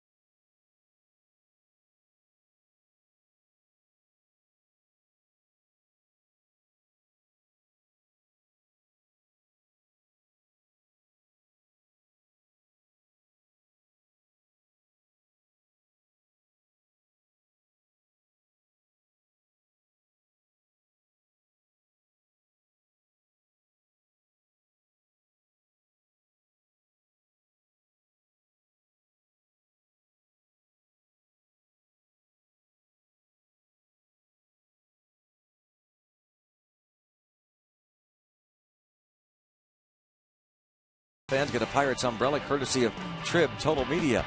And don't forget, it's also an Eaton Park Scratch and Win Saturday. All fans get a scratch card, good for prizes from Eaton Park. For tickets, go to Pirates.com. Umbrellas given away this Saturday night for Game 2 of the 3-game series against the world champs. Pedro Alvarez made the pick on that ground ball by Roberts. They turned it into a double play, and so the Pirates still just down by 1. We move along to the 7th inning. Casey McGee, 0 for 2. Pirates have just 3 hits. 2 scoreless innings for Brad Lincoln.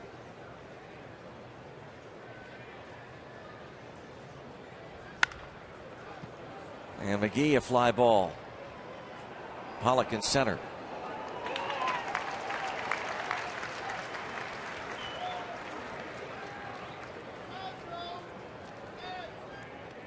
Hudson, after a laborious first inning, where he threw almost 30 pitches, really under control here since then. The double play ball obviously has helped them, but just 73 pitches, 50 of which were strikes.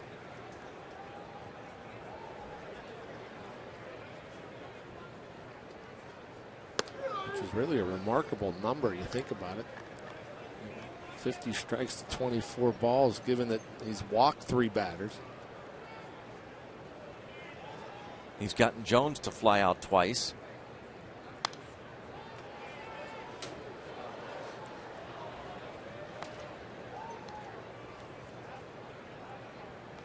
You know, Jones can tie things up with one swing. He's got a couple on this road trip. Make a mistake, especially in this ballpark where the ball carries well. Hudson gave up 17 dingers last season, already 4. His first 2 outings this year.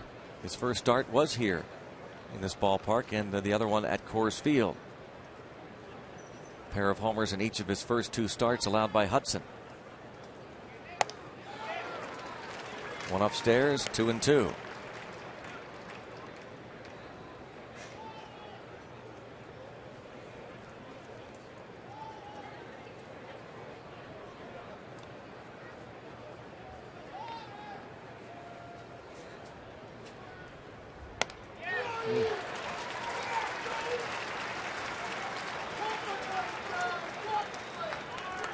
Third strikeout for Daniel Hudson. And that high fastball just tailing away, and Garrett Jones thinking it's going to be on that outside part of the plate, and it just keeps running away from him.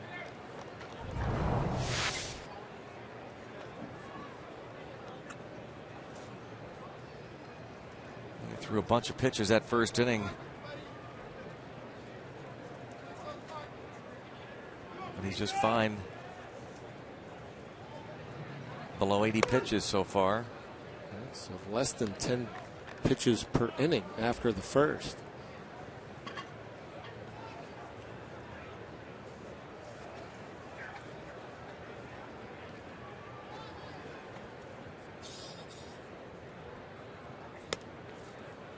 He walked Alvarez in the 5th after he struck him out in the 2nd, and it was the first base on balls drawn by Alvarez this season. Good hitters count here, 2-0. See if Hudson will throw something over. Driven to right field, and this ball game is going to be tied up on a line drive homer by Pedro Alvarez. It's 1-1. 2-0 pitch, his 2nd home run of the season. His 2 hits are homers. So much easier to hit when you're ahead of the count. Pedro got to a 3-1 count. Hudson stayed away from him, ended up walking him. A 2-0 fastball here. And you know, Pedro just looking for something he could drive, and he gets that sinker up out over the plate. And Pedro hit a little off the end of the bat, but he's so strong. That's the great power, and that's what made him a #1 pick. He doesn't have to barrel it up to hit it out of the ballpark. Pedro Alvarez has tied the game. Ball gets out of here in a hurry. Daniel Hudson. 5th home run he's allowed this season. You really hope that with Pedro that really jump starts him.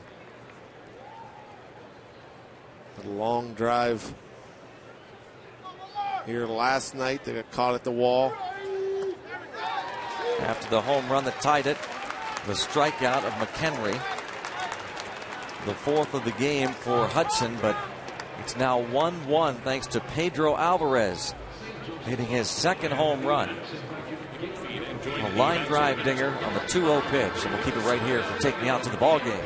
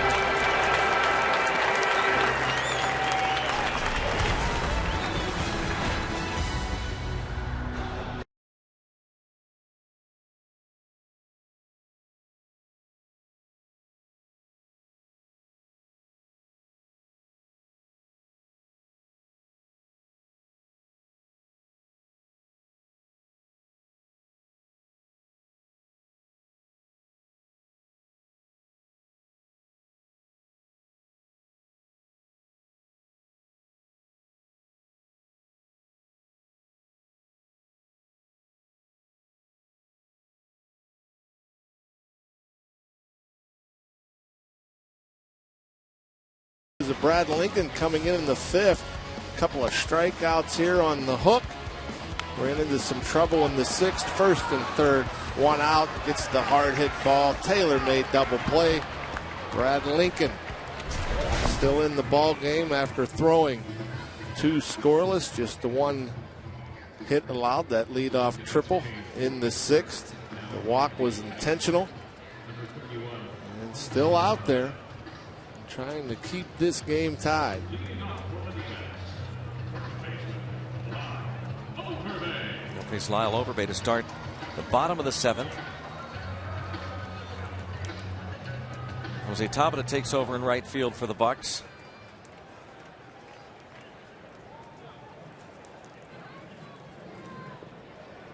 Overbay has flied out and grounded out. Tabata, defensive switch now.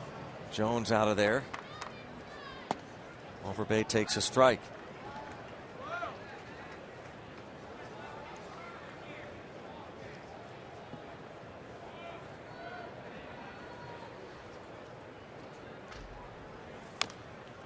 And tap foul quickly. Lincoln ahead 0-2.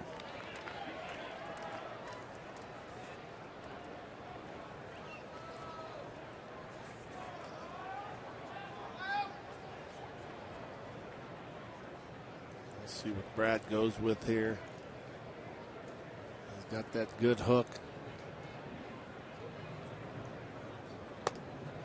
Struck him out with a fastball. Third K for Lincoln. You wonder, was Overbay looking for the hook? Just some good old-fashioned high heat. Right by Overbay. Brad Lincoln made his major league debut June 9th, 2010 in Washington against the Nationals. You'll recall it was the night after Steven Strasburg made his debut for the Nats, the nationally televised game, and all the hoopla around that. Pirates decided to hold off the Lincoln start until the following night. 1 ball, 1 strike on A.J. Pollock. Jose Tabata debuted that day, picked up his first big league hit.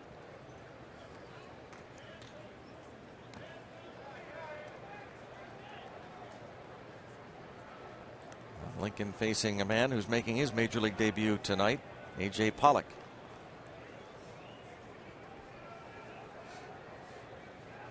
I say tonight, but really in Pittsburgh, I guess not yet. Well, we're getting closer.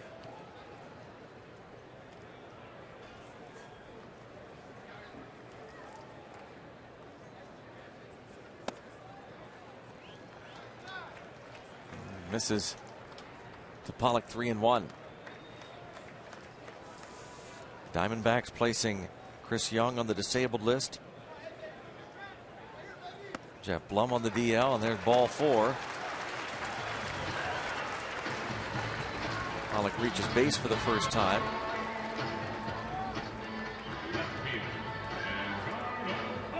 Second walk, the first one was intentional.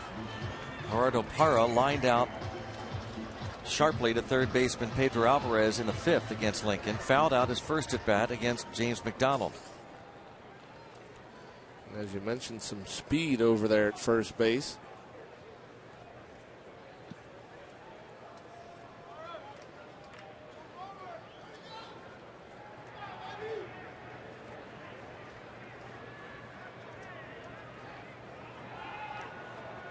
You wonder, a guy like Pollock, center fielder, plenty of stolen bases in the minor leagues. Does his manager in his first big league game give him the green light? I think so. Kirk Gibson, very aggressive.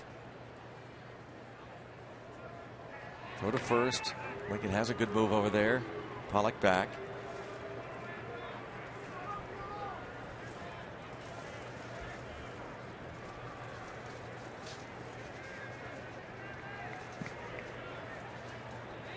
Recalled from AAA Reno today.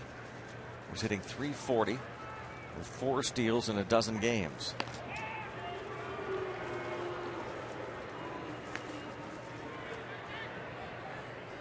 A.J. Pollock out of Notre Dame.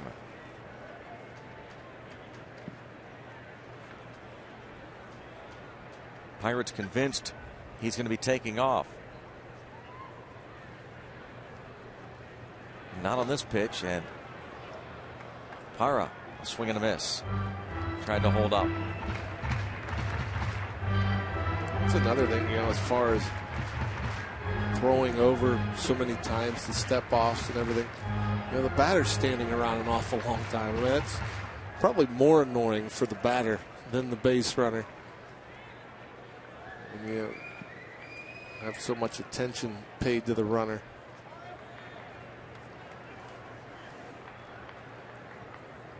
Oh, and 1. Runner not going, and a pitch out. 1 ball, 1 strike. Chris Resop loosens in the Pirates' pen. Daniel Hudson currently on deck. That could change. Good hitting pitcher. But in a tie game, if it remains tied after this at bat, you'd think that Gibson would go to a bat off the bench. 1 ball, 1 strike count. And another throw over, and again fairly close. Mentioned the steals last year, the Double-A level for Pollock. 43 attempts, 36 steals for Pollock. Oddly enough, there is no action in the Diamondbacks bullpen. That is odd. Somebody may have been up tossing, or they might be able to get somebody hot in a hurry. Now Lincoln falls behind 2-1. And now we'll see what's going on here with the D-backs. Lincoln a 1-2-3 fifth. Gave up a leadoff triple last inning, but stranded the runner. Got the big double play ball off the bat of Ryan Roberts.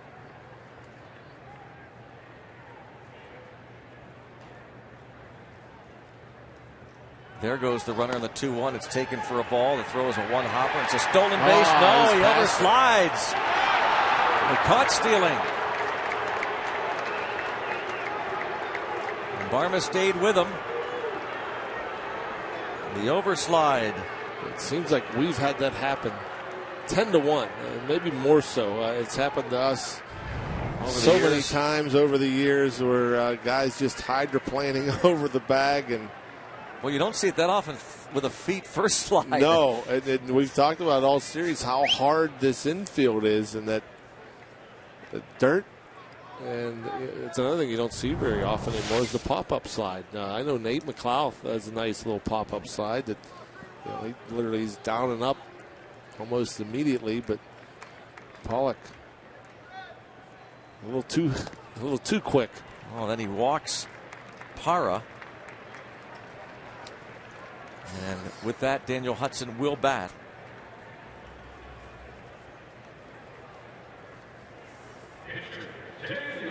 Can't take him for granted. Daniel Hudson, Silver Slugger Award winner last year. Second D-backs pitcher to garner that honor. Micah Owings in 2007. But it was Hudson last year who led the National League among pitchers in hitting and RBIs at 277 last year.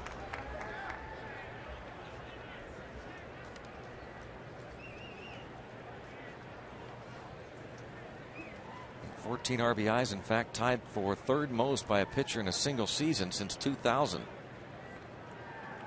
Carlos Zambrano with the Cubs in 08. Behind Mike Hampton's 16 ribbies with the Rockies in 2001, and Micah Owings 15 with the D-backs 5 years ago. Out in front, 0-2. Resop probably ready, able to relax, be able to sit down here if Brad Lincoln can finish off Daniel Hudson. Yeah. Whoa. Didn't get the call from Bob Davidson. Jeez. Let's see what the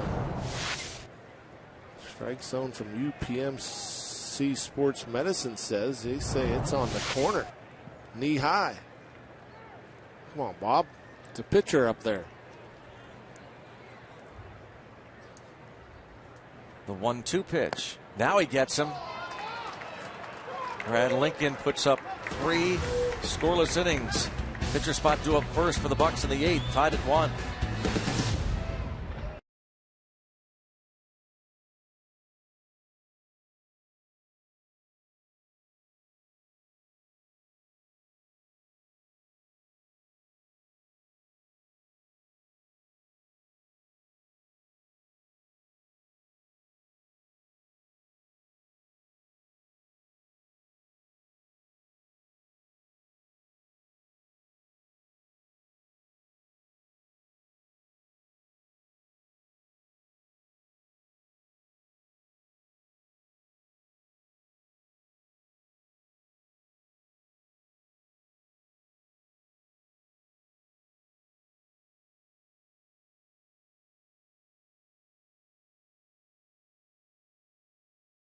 Visit Jeep.com to learn more. By AT&T, the nation's largest 4G network. AT&T, rethink possible. And by Levin Furniture. For the best deal on Tempur-Pedic mattresses, shop Levin's. Let's go Bucks!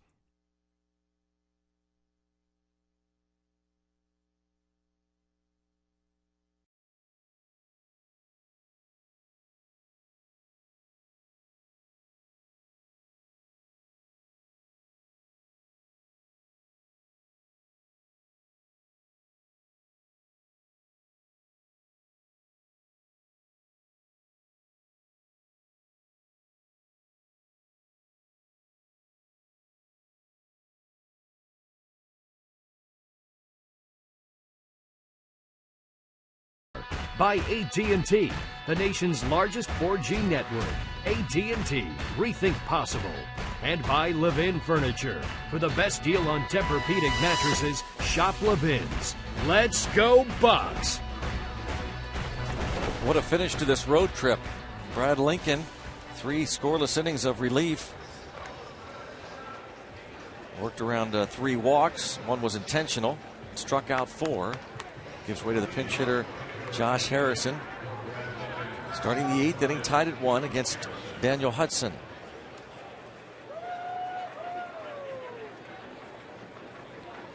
Pretty good work once again by the pitching staff through 7. Let's see if we can get another leadoff runner on here.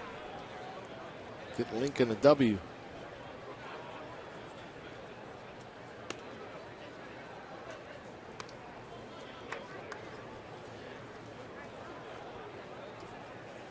The 1 hit, 3 walks, 1 intentional. Just 40 pitches. That's 3 innings. Ball and a strike on Josh Harrison. Started the opening game of the series against the lefty Joe Saunders. Started at third base, was 0 for 3.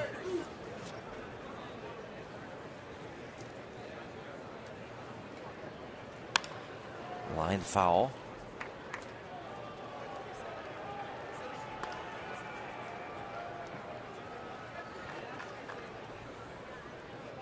Just 14 at bats, couple of hits for Harrison. McCutcheon will be due up 4th this inning. A 2-2 count. Hudson still under 90 pitches. Kirk Gibson has his bullpen working.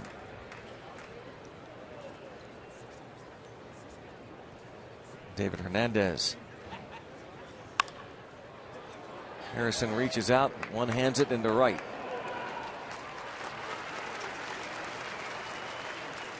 Bicycling enthusiasts participate in Pedal for Pirates Charities, a 100-bike outdoor cycling event on Federal Street presented by Highmark. On Saturday, May the 12th, each cyclist receives a complimentary ticket to the Pirates-Astros game that night and a commemorative towel. Proceeds benefit Pirates Charities and the YMCA of Greater Pittsburgh Building Bridges program. To register for this event, visit pirates.com/pedal. Saturday, May the 12th. Pedal for Pirates Charities. And Presley bunts the ball foul.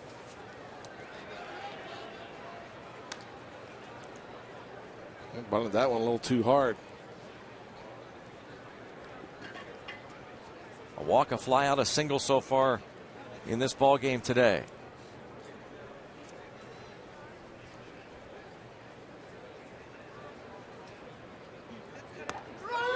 Ooh. That's a tough pitcher's pitch right there. There's not a whole lot you could do with that pitch in that location.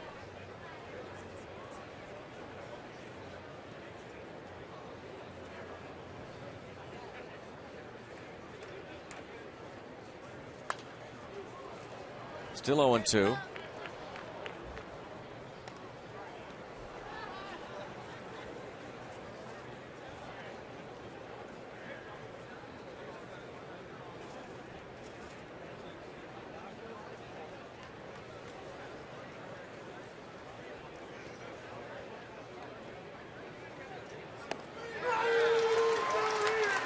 Five Ks.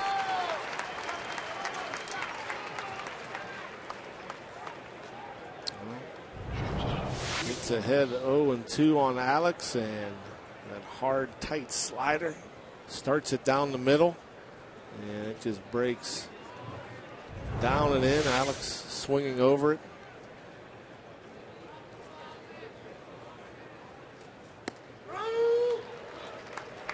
Clint Barmas 0 for 2 with a sacrifice.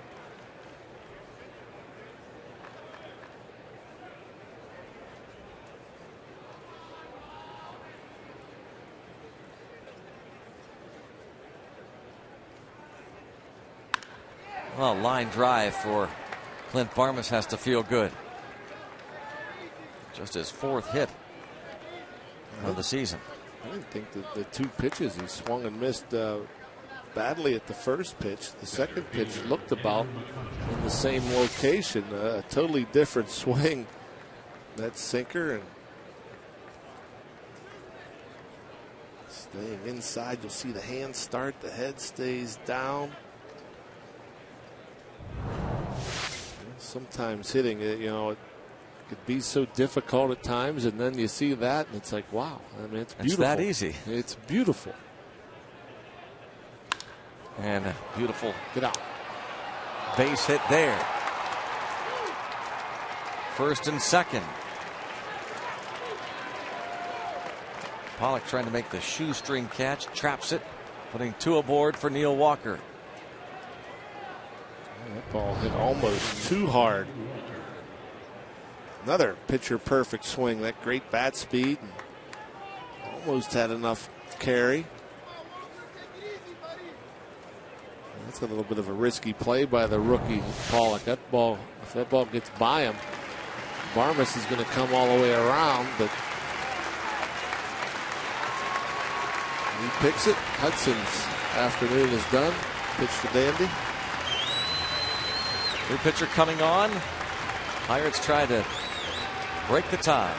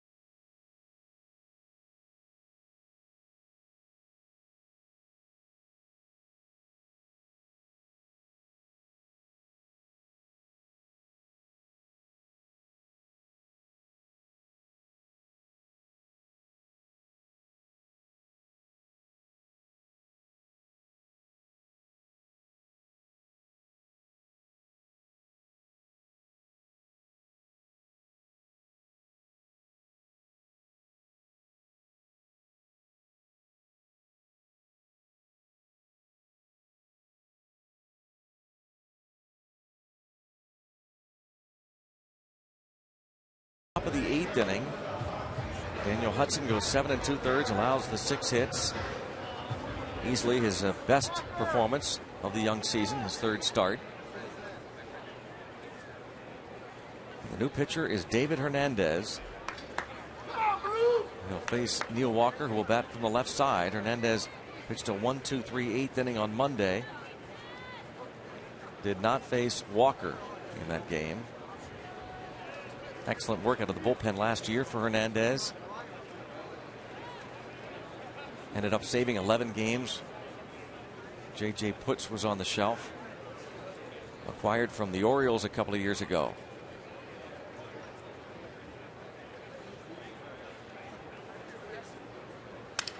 Broken bat pop up. Shallow right. Sit. And it will drop in for a hit, and the Pirates take the lead. Ball was up there seemingly forever. But Kubel, Pollock, and Hill could not track it down. A broken bat single to give the Pirates the lead in the 8th. Yeah, there's not a whole lot of speed on the right side of this field for the D-backs, and looked like a routine pop-up. Hill doesn't run very well, nor does the right fielder Kubel, and it's perfectly placed. Pollock was just too far away, and they do even out. 2 outs, Barmas going all the way. He's kind of coasting in, thinking it's going to be a fly ball, and realizes, hey, we got the lead. Evens out for Neil Walker, robbed of a base hit and an RBI back in the 1st. And now they try to add on with the lead here in the 8th. In the dirt, blocked by Montero.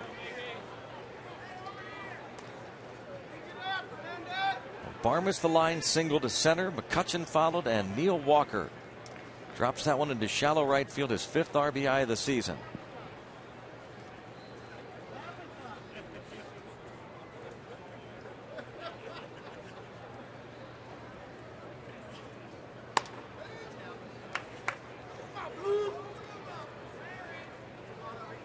Two 2-0 the count on McGee.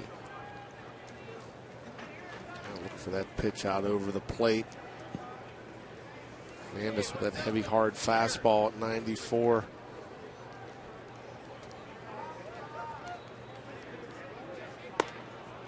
Three and 0. You wonder, Jose Tabla on deck. Does McGee get the green light here, 3-0? I would think so.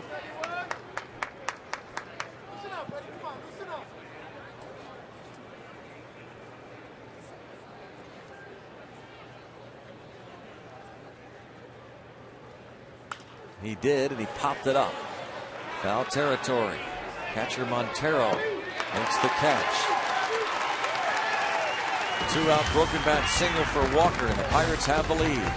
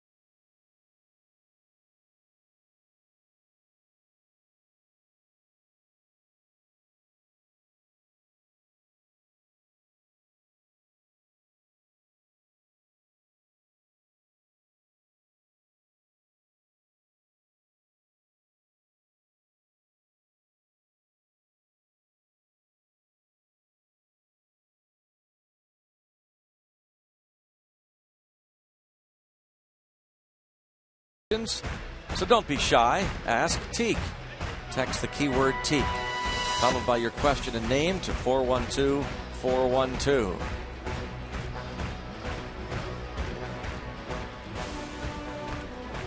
Neil Walker, Pirates asked him to come up with a big hit, able to drop it in that Bermuda Triangle in shallow right, scoring Clint Barmas.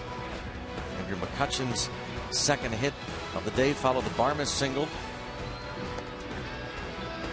Those three combining with 2 outs to produce the go-ahead run, and now it's up to the bullpen again. Put up a couple of zeros. Chris Resop will face the top of the order. He pitched 2 innings on Monday, gave up a home run to Gerardo Parra.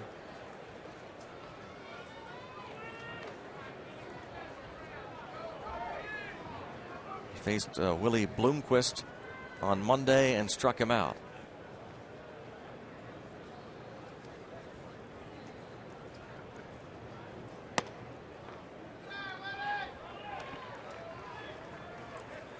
Lefty is Tony Watson, the righty Jason Grilli. Watson doing a great job yesterday. 2 1/3 scoreless for Tony Watson. 7 up, 7 down. 1 ball, 1 strike count on Bloomquist.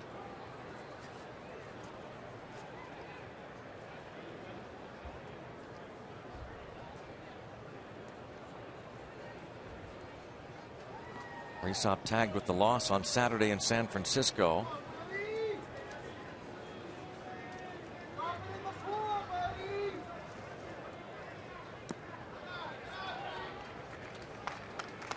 Two 2-1 count on the veteran. He tripled off of James McDonald to start the bottom of the first inning and scored. That's been it for the D-backs. That 1 run came on the Jason Kubel single. Bloomquist struck out his next at bat and fanned against Brad Lincoln in the 5th. Resop falls behind the leadoff hitter, 3-1. Velocity at 94. I've seen a lot of 90s and 91s with Resop this year early on, velocity wise, and we're used to seeing 93, 94, 95.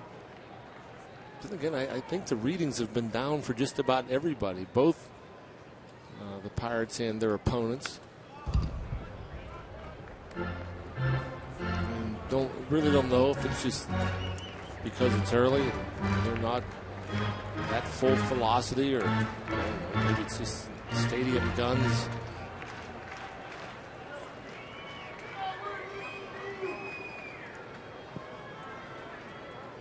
Three-two count on Bloomquist.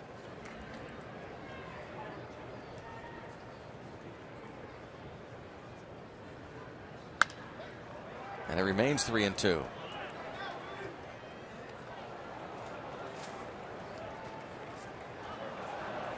For the D-backs, they have their closer J.J. Putz loosening and the righty Brad Ziegler.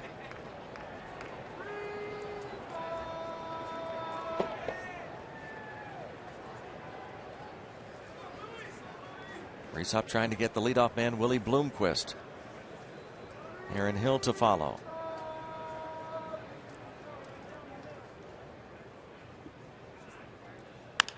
Bounced and stabbed by Resop. That's a big out.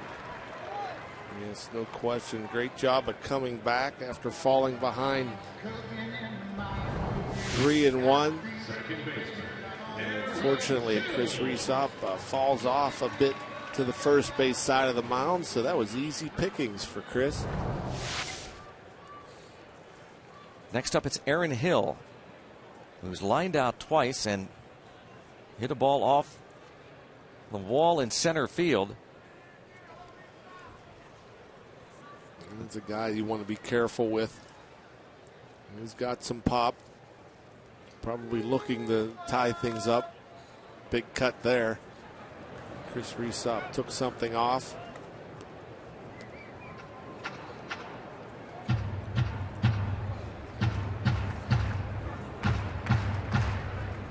Aaron Hill, a couple of big power years with Toronto in 09 and 2010. Hit 36 home runs 3 years ago for the Jays. Drove in 108.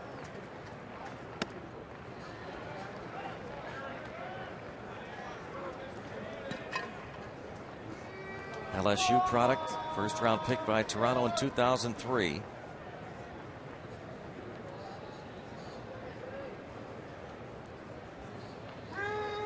One ball, one strike.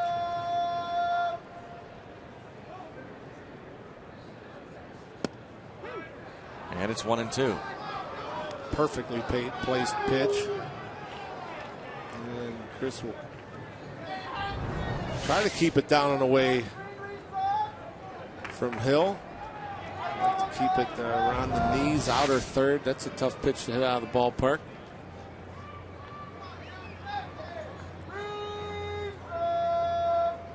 Three. A 1-2 pitch and a ground ball to right side. Long run for Walker. Throws away the ball, but McHenry backing up. And Hill shaded towards second and a long run for Walker. Yeah, breaking ball down and away from Hill, and he was out in front of it, but does a good job of going with it and getting out of the box, quickly out of the box. You see how far Neal had to go. An accurate throw wouldn't have been in time. A couple of left-hand hitters due up, Kubel and Montero. Clint Hurdle will go to the mound. We'll be back. Pirates lead by 1.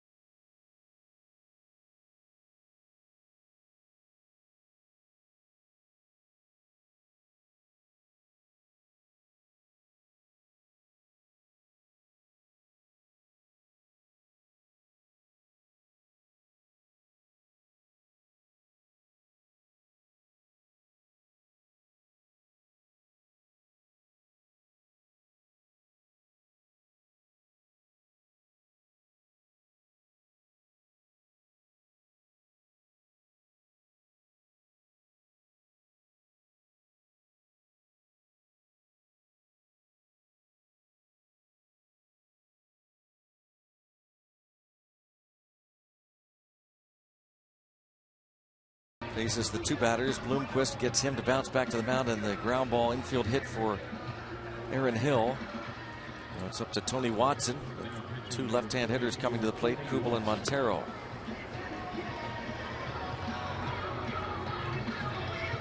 Pretty good numbers for Tony. And pretty good at bat. I mean, Reesop did his job. He came out, executed pitches. Aaron Hill is aboard because of a nice piece of hitting on a breaking ball that may have been out of the strike zone down and away.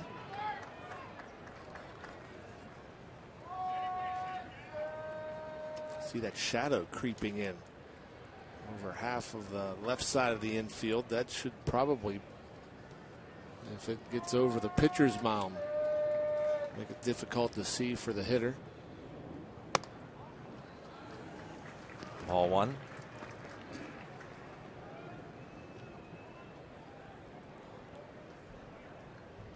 So far perfect in these situations, inheriting runners, keeping them from scoring. Last night struck out Bloomquist with 2 aboard in the 4th inning and stayed on to pitch 2 perfect frames, 5th and 6th innings. And he faced Jason Kubel in the 6th inning last night, got him to ground to third. I think Tony Watson in last night's game threw more off-speed pitches than I've ever seen him throw, and very sharp with the breaking ball and the changeup. A 1-1 count on Kubel. The throw over.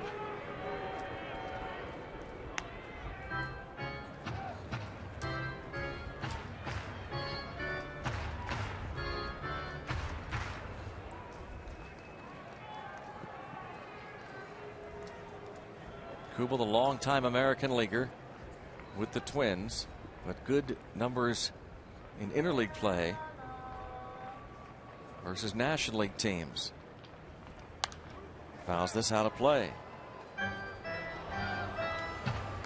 1 for 4 with an RBI last night, and 2 for 3 with an RBI in this game.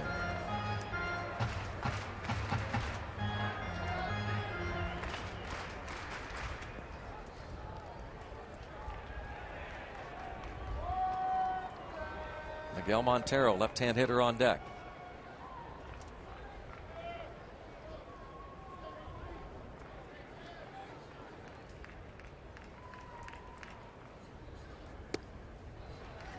Lays off the breaking ball, 2-2.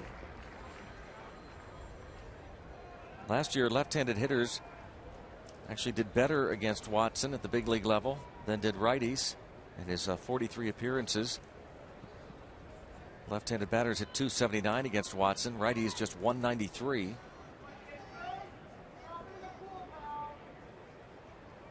Two and two. And bounced weakly to the right side. Quick flip to second for one. To first, a double play. Elementary for Tony Watson. 2-1 Bucks.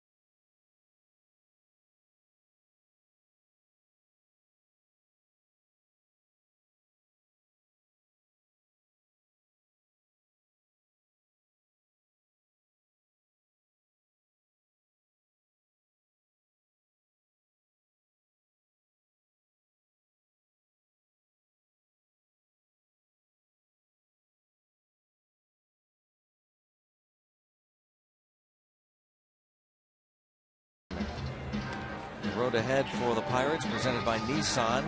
Bucks have the day off tomorrow, fly home tonight, and then welcome in the defending world champion Cardinals for the first time to PNC Park this season.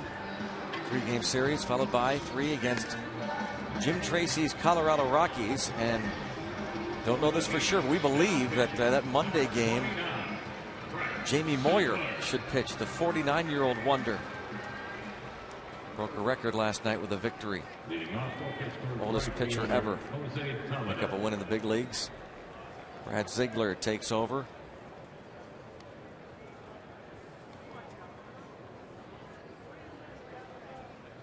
Faces Jose Tabata. First at bat for Tabata. Came on to play defense. In the bottom of the 7th inning, Garrett Jones was 0 for 3 in this spot of the order. It's Tabata, Alvarez, and McHenry. The Pedro Alvarez home run tied the game in the 7th. No nobody out here. Third baseman Roberts giving Tabata the bunt. Well back at third. That's one way to bust out of a slump. Drop down a bunt. I'm not going to do it now with 2 strikes. But, with 1 strike, at that whole left side of the infield. Did he go? No. Just 4 hits and 35 at bats to start the season for a 114 average for Tabata.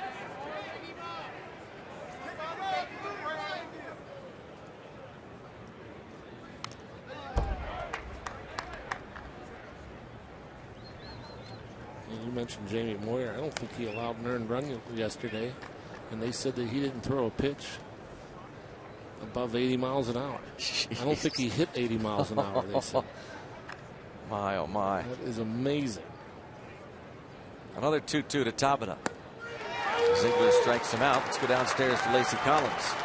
Craig, I spoke with Joel Hanrahan after last night's game, and he said that he felt a tightness in his right hamstring on his last pitch in San Francisco. Because of that, he is day-to-day.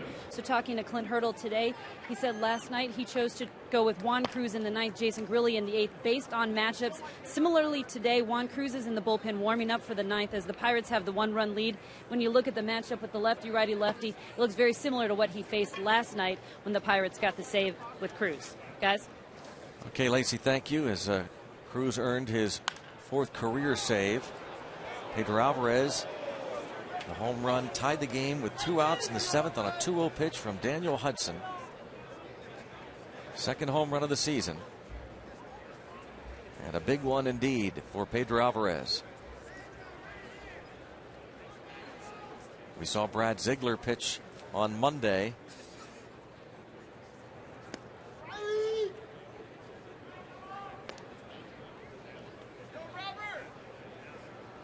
One ball, 1 strike.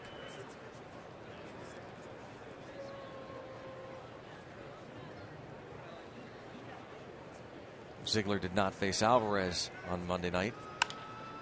Bounced to second. It's 2 up and 2 down. And the batter is Michael McHenry. Well, Alvarez a strikeout, a walk, a home run, and a ground out in this game. McHenry singled to the right side in the 3rd inning. Hit a potential double play ball in the 5th that Aaron Hill dropped. And he struck out in the 7th.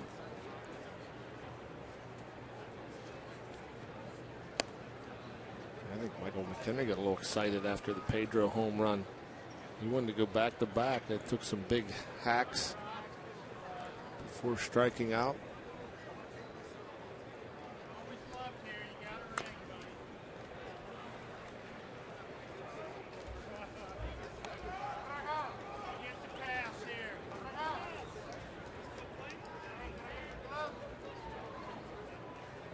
One ball, 1 strike the count.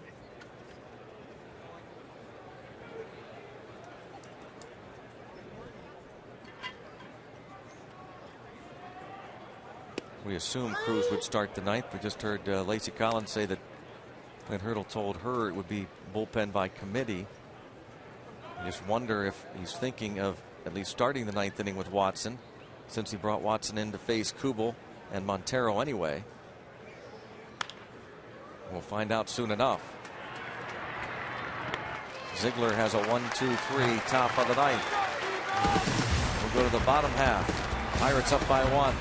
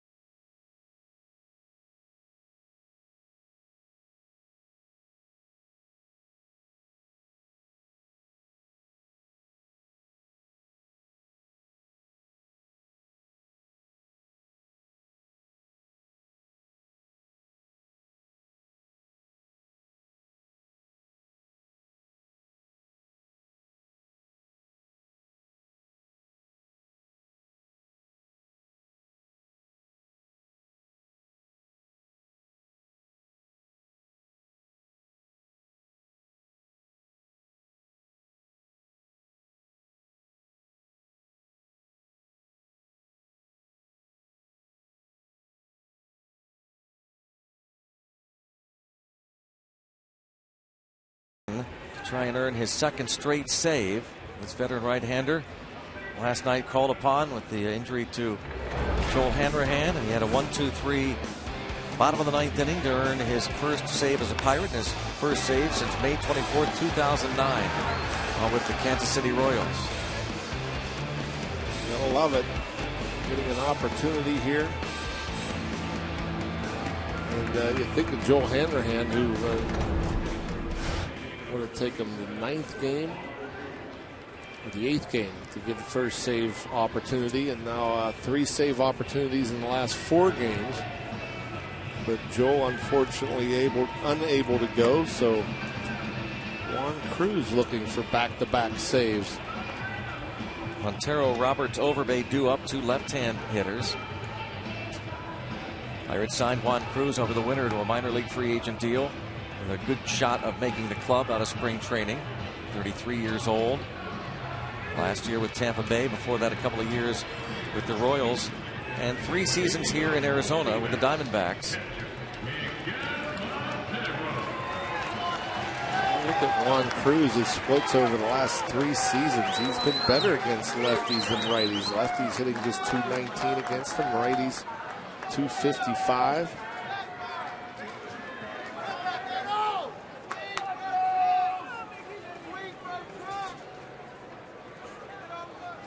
Montero 2 walks and a ground out.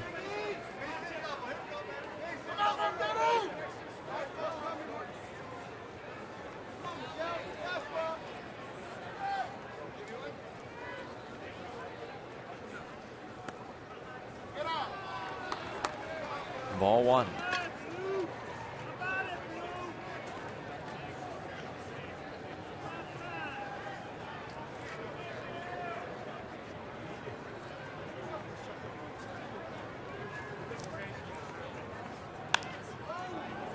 And a 1-ball, 1-strike count on Montero. The 3 batters that Cruz faced last night: Ryan Roberts, Lyle Overbay, and Aaron Hill.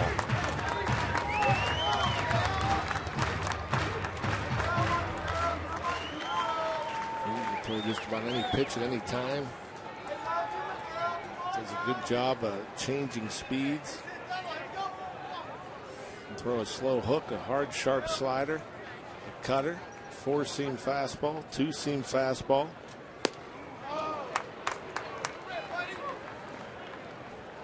One-two count.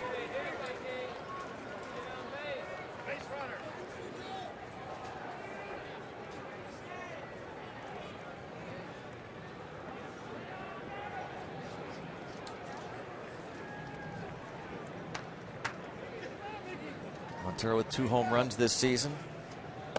Checks, fastball away.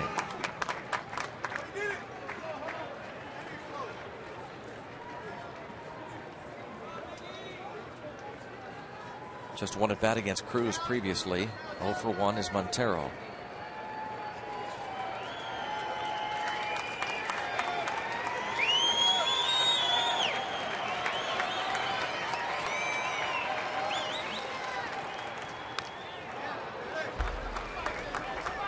Stays 2-2.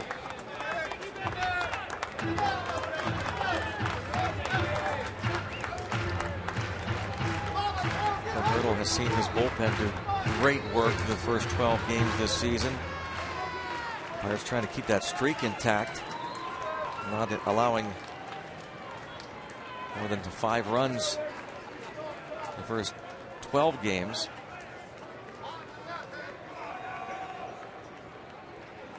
Leading 2-1, they gave up that run in the first inning.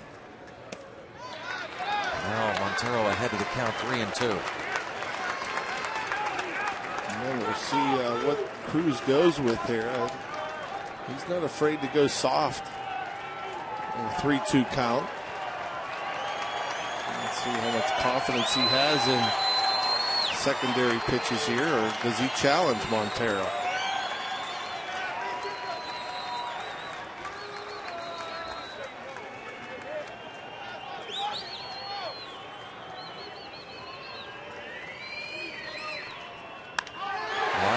Field carrying out, but in front of Tabata. Leadoff single.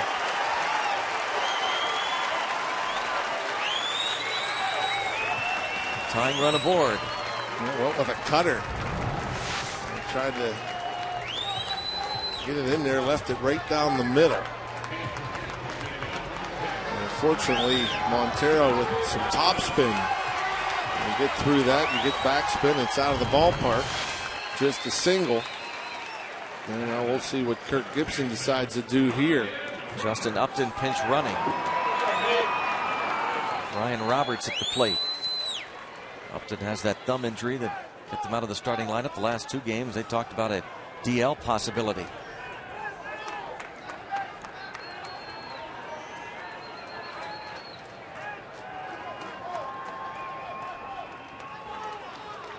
D-backs fashioned a bunch of comebacks last year late. Trying to pull one off here.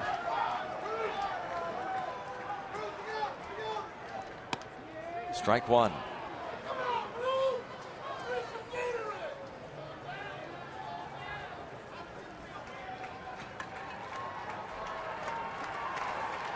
Looks down at Matt Williams.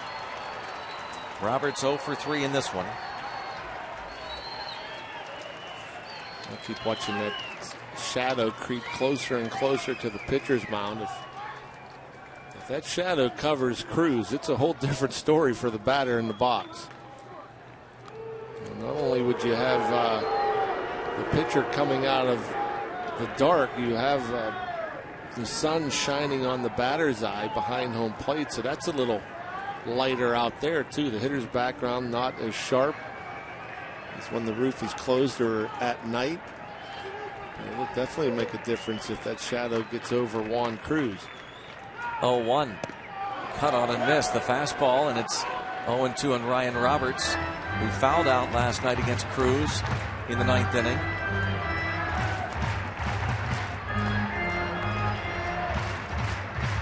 Pirates trying to take 2 of 3, 2 in a row over the Diamondbacks. Pick up a series win here in Phoenix for the first time since 2005.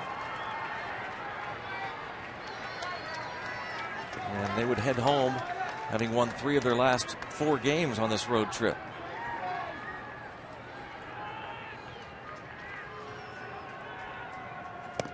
Struck him out, 1 down.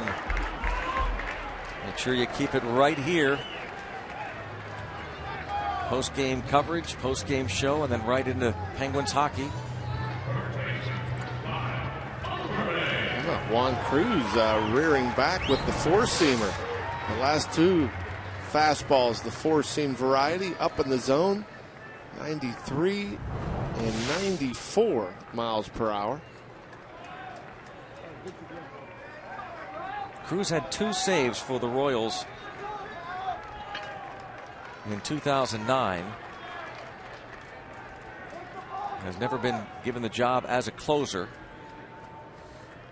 One-time starter in the Cubs minor league system.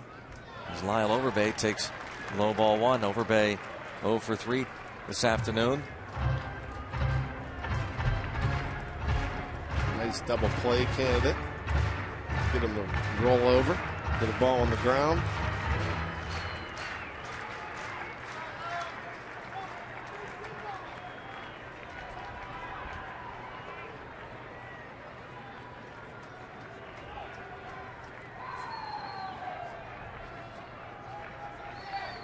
One ball, no strike pitch. And a shot to short, throw to first base. They won't double up Upton. Barmes quickly to his right, 2 away. Boy, nice reaction from Barmes there. You don't expect Overbay to get on top of the ball the other way that much. And you could barely see Barmes in the shadow, but 2 quick steps to his right. Fires over to first, and that's a good play by McGee, too, not staying on the bag, getting on the other side of that runner. If he stays on the bag, it might hit Upton. So being safe, making sure that the runner Upton can't or wouldn't advance. A.J. Pollock, the rookie, his debut in the big leagues today. 0 for 2 with a walk. First pitch high, ball 1. Highly touted prospect for the Diamondbacks out of Notre Dame. Trying to keep the inning alive. Upton the pinch runner at first with 2 outs. And the Pirates protecting against the double. All the outfielders extremely deep. Alvarez guarding the line at third.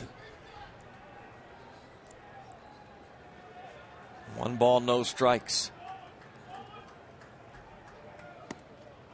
Breaking ball for strike 1. Juan Cruz, his first save in the major leagues back on September 21st, 2002 at PNC Park against the Pirates while pitching for the Cubs.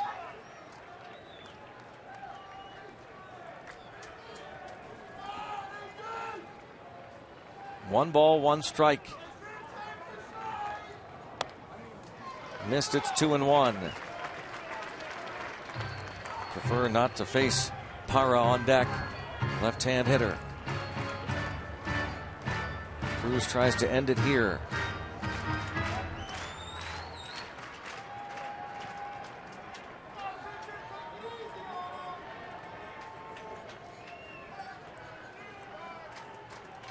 Two-one pitch. Bouncing ball towards short. Barmas there. Flipped to second, and the out call raised the Jolly Roger. The Pirates win 2 straight and 3 of 4 to end the trip. Juan Cruz, back-to-back saves.